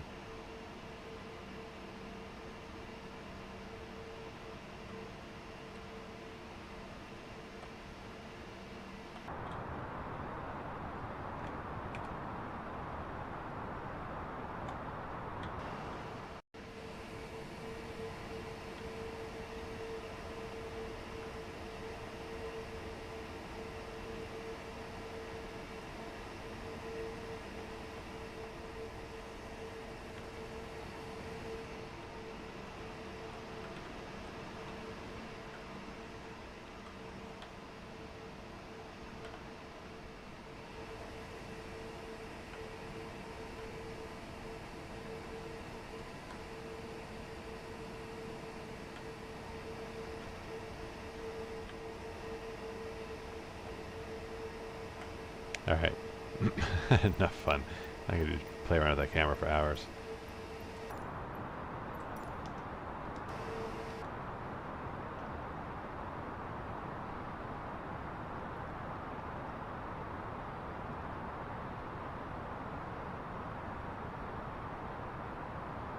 Alright, we're getting down.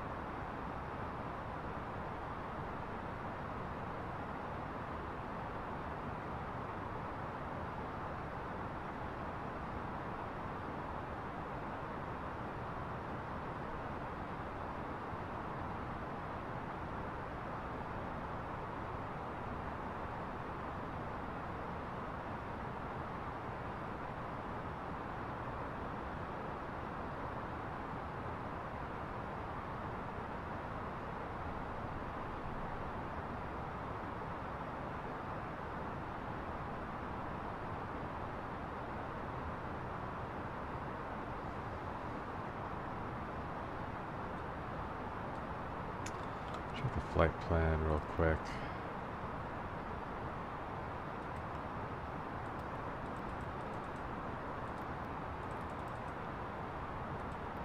Everything looks fine. I think that just is telling us that there's a constraint there. Actually, at this point, we can go to constraints. 13,000. Alts. Once we cross FDM, we'll go down to 3,000. And do our approach checklist. There's the city of Darwin ahead of us, I believe.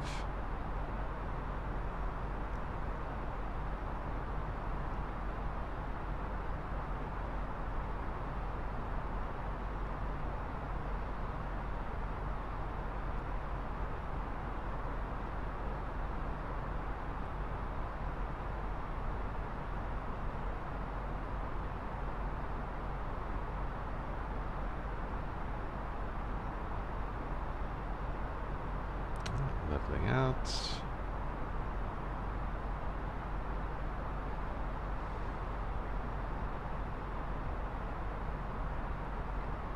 About 10 miles from the airport threshold. Let's see if we can see it. Can't really tell through. Oh, there it is. That must be it. I think that's it. Alright, get ready to go down to 3,000.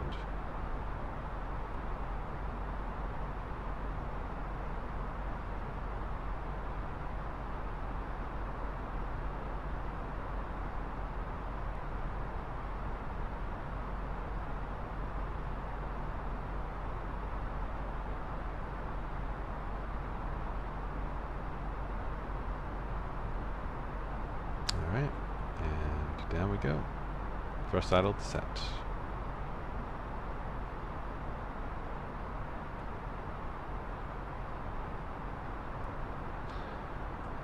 The seatbelt sign's on.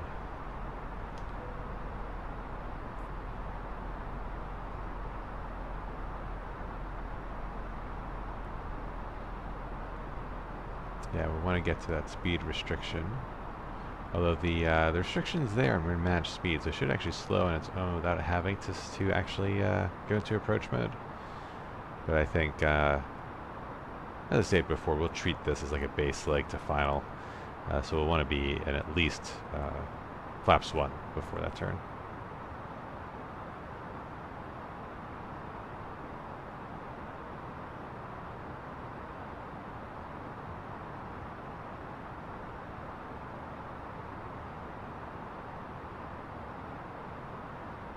Looks like that speed restriction just became active because we're leveling off and starting to slow.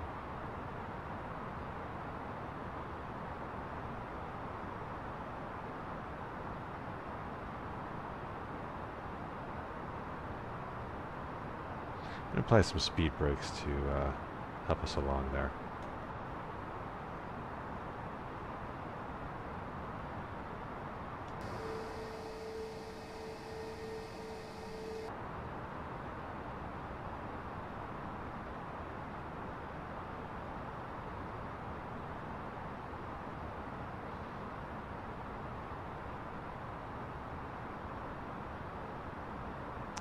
I'll probably keep the speed brakes out until we lose some more altitude, because we're still pretty high.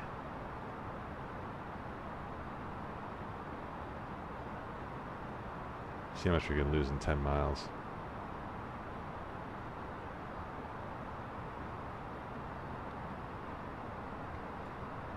I think at this point I'll activate the approach.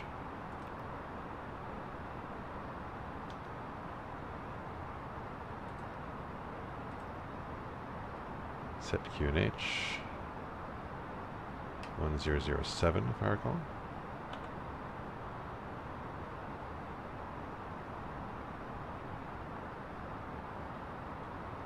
And speed check to flaps 1. Increase that drag.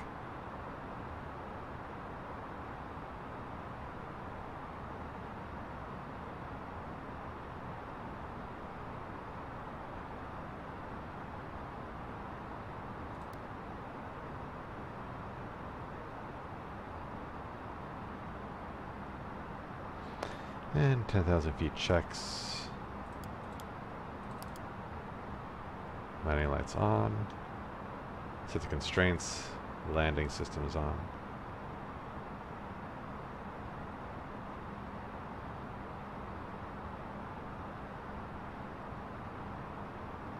Approach checklist briefing is confirmed. ECAM status is checked. Landing distance is confirmed. Seatbelts as required. Bow ref is set. Minimums are set. Engine mode is set to normal. Approach checklist complete.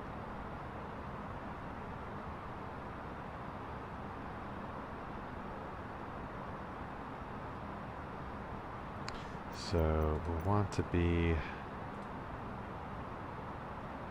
at 3,000 by Le Par. So we've got about 10 miles to go in order to do that.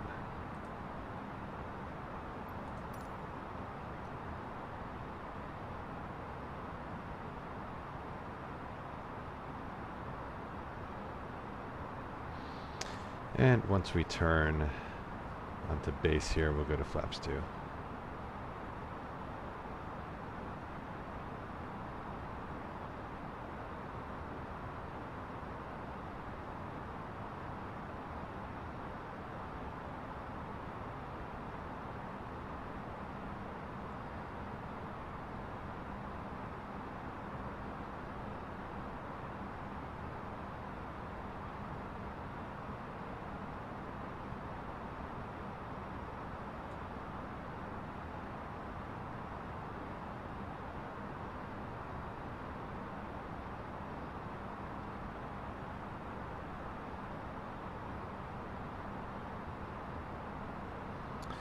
Alright, speed checked, flaps 2.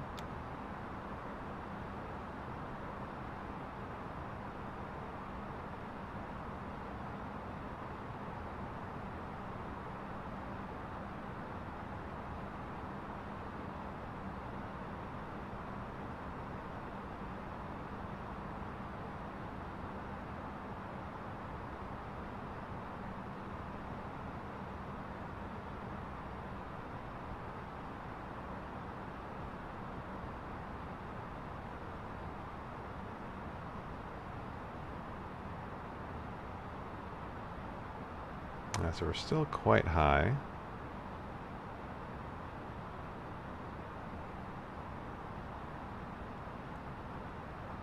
Gotta bleed 3,000 more feet. Less than 5 miles. So this point we'll arm the approach. Lokestar, Cat 1.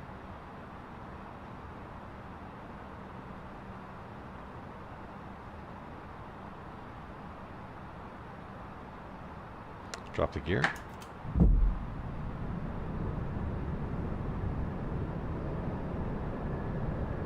Increase that drag.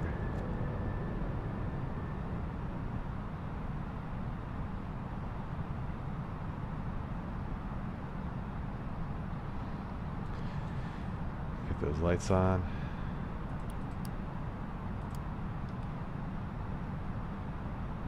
Speed check, flaps 3.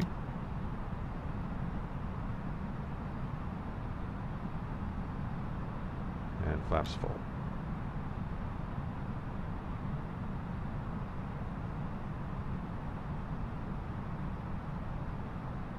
Cat 3 single, Cat 3 dual.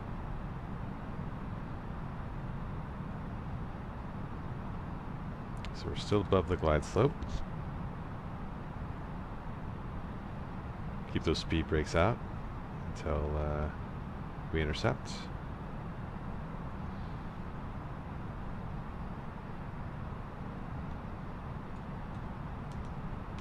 Darwin traffic, Indonesia 9084 on 10-mile final, runway 29, Darwin traffic.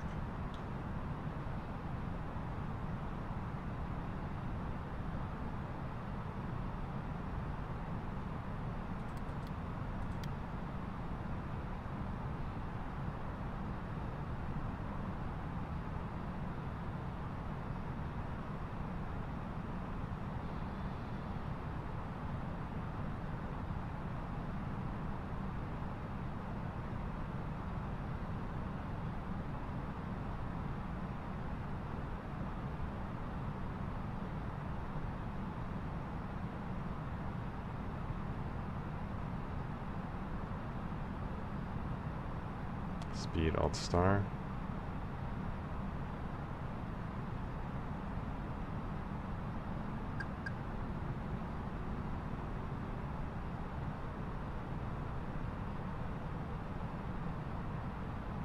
Runway in sight. Still haven't intercepted the glide slope.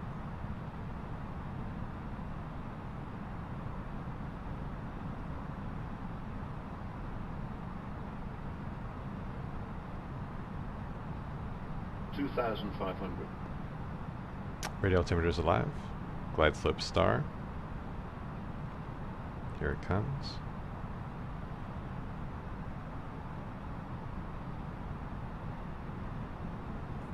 Pull the speed brakes out.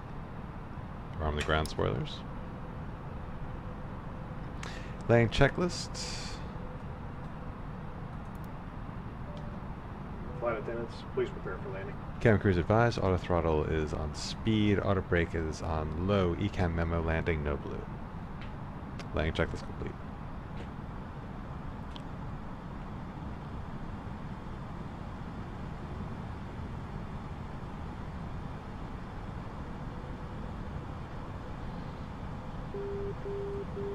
So definitely intercepting that glide slope a bit late, but we've still got 4 miles. No problems, glide slope. We are locked on. At this point, I'm going to set, I think, our missed approach altitude is 3,000, so that's set. 1,000. All we gotta do now is land.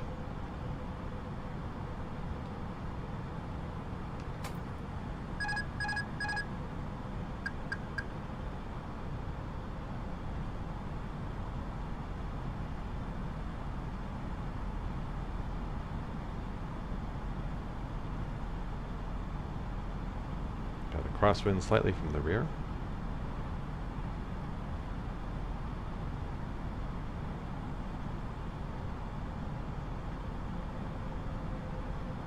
Staying on that glide slope. 500.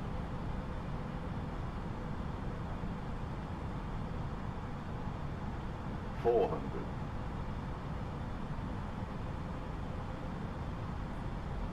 100 above. 300.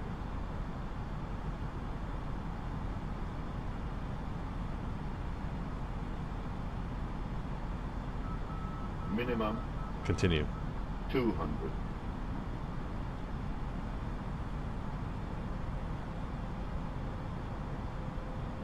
100. 50. 40. 30. 20. Retard. Retard. 5.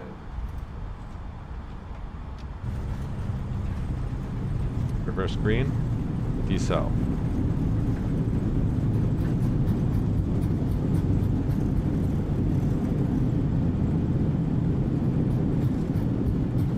Knots.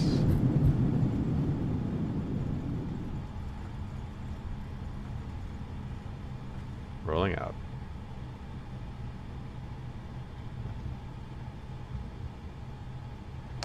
Alright, that wasn't too bad.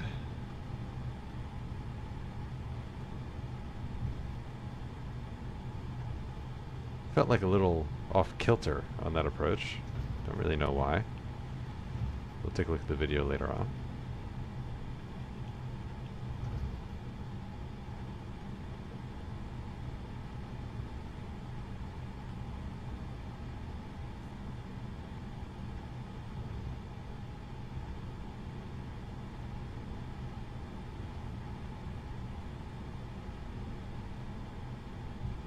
We got off where we wanted to.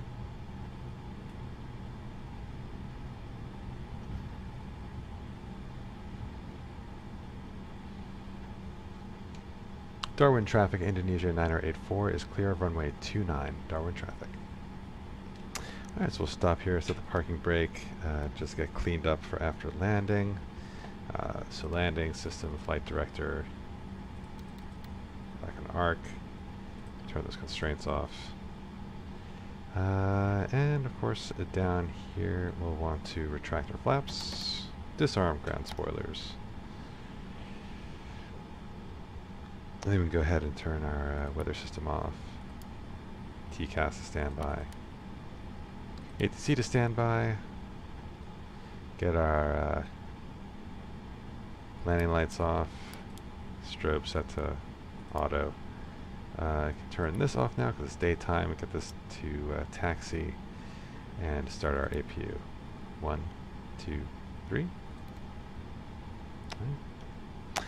So landing checklist, after landing checklist, flaps retracted, spoilers disarmed, APU is turned on, radar is off, and predicted weather wind shear system is off. We're doing a 2-engine taxi arrival, and packs are as required.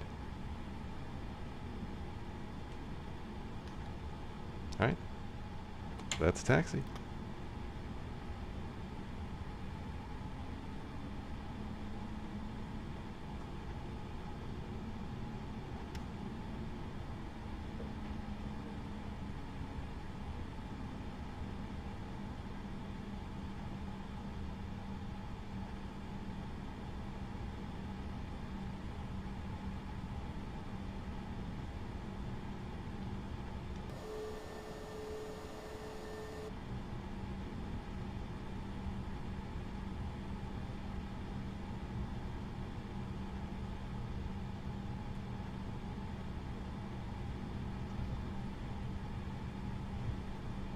So we'll go to that stand with the tug. We should be able to get services there.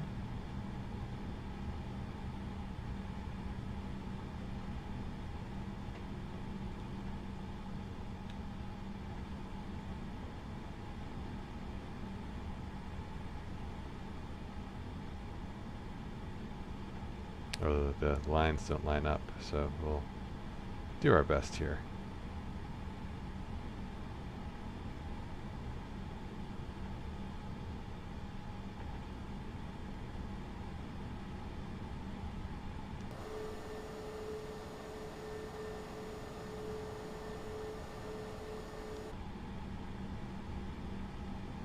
That site picture looks about right, so we'll stop it there. Parking brake engaged, APU is available, so we'll go ahead and shut down those engines, get the seatbelt sign off. Beacons off. Alright, so parking checklists. Yellow electric pump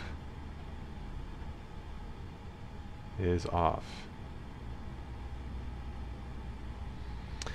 APU bleed is on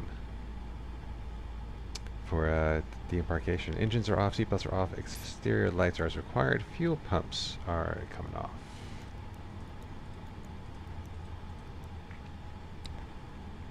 Parking brake and chocks as required.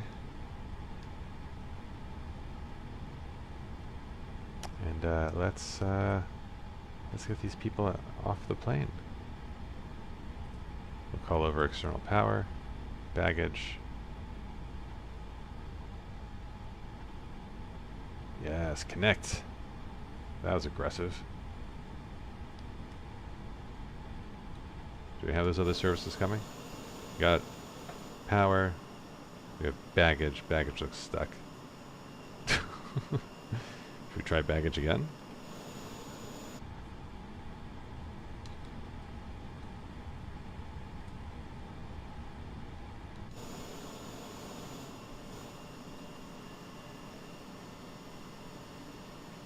That looks better. Doors opening. We'll assume they'll do the right thing. And external power is not connected, but they're there.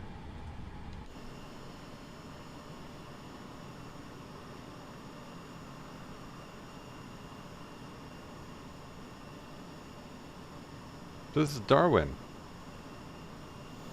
Looks arid.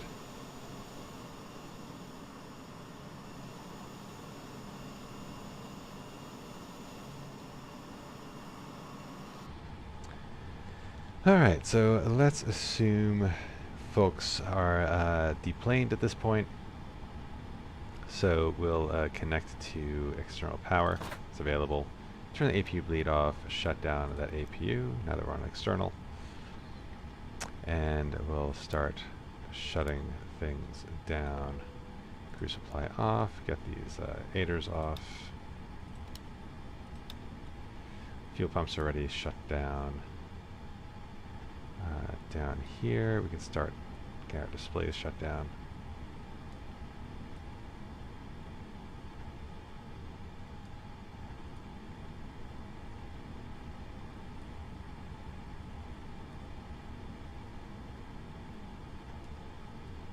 All good. Get ATC to stand by. Everything looks fine there. These lights off. Shut down our fly pad. See if baggage is... They're putting bags on. Alright, I'm going to call baggage away. Actually. Because we don't want that cargo door open when we're shutting things down.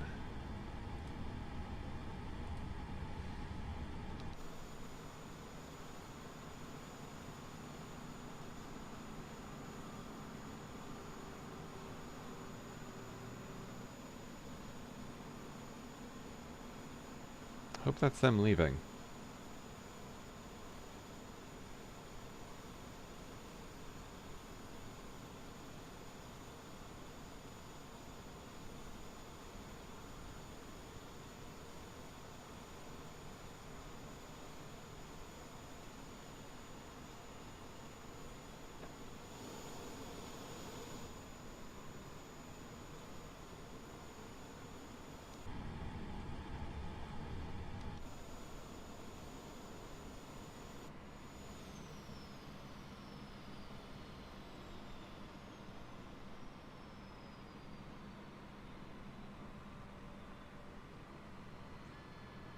Yep, there we go.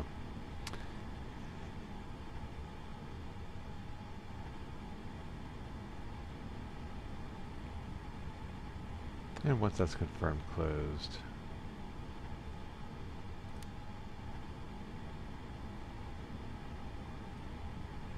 Alright, we'll do our securing the aircraft checklist. Spring temperature is fine, ADERs are off, oxygen is off, APU bleed is off, emergency exit lights are off, signs no smoking is off, last is APU and battery. So let's go ahead and shut down external power, and we'll get those batteries off. And there we are. Back to cold and dark after a beautiful flight from Indonesia to Australia. This is the last we'll see of the Indonesia 1 livery, because for the next several flights we will be flying in the Qantas livery, which is pretty sick. So let's see if we can end with a nice view of Darwin in the distance. There it is. Is there a way I can zoom or at least pan really fast? Drone speed. Let's speed her up. Let's do a quick fly around the city and then call it a night.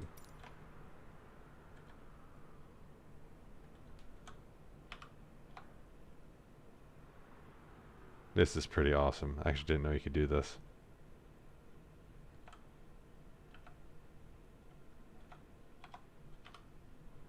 Beautiful marina neighborhood.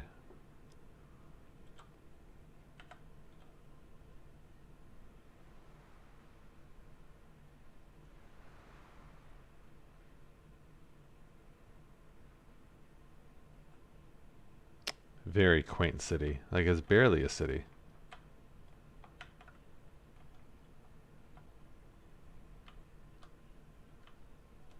Amazing.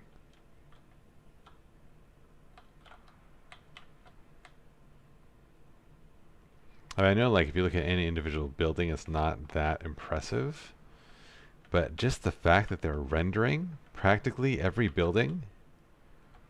Like, even this ship got the treatment. Like, yeah, from altitude, it looks like a ship. From here, it looks like trash. But I mean, Jesus.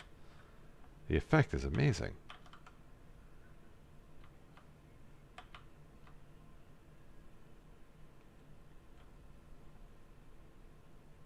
We're going to see if there's any, if I can call it any high resolution landmarks. Nothing's really standing out, but still pretty cool. Whoa, that was crazy. Alright, the sim's catching up.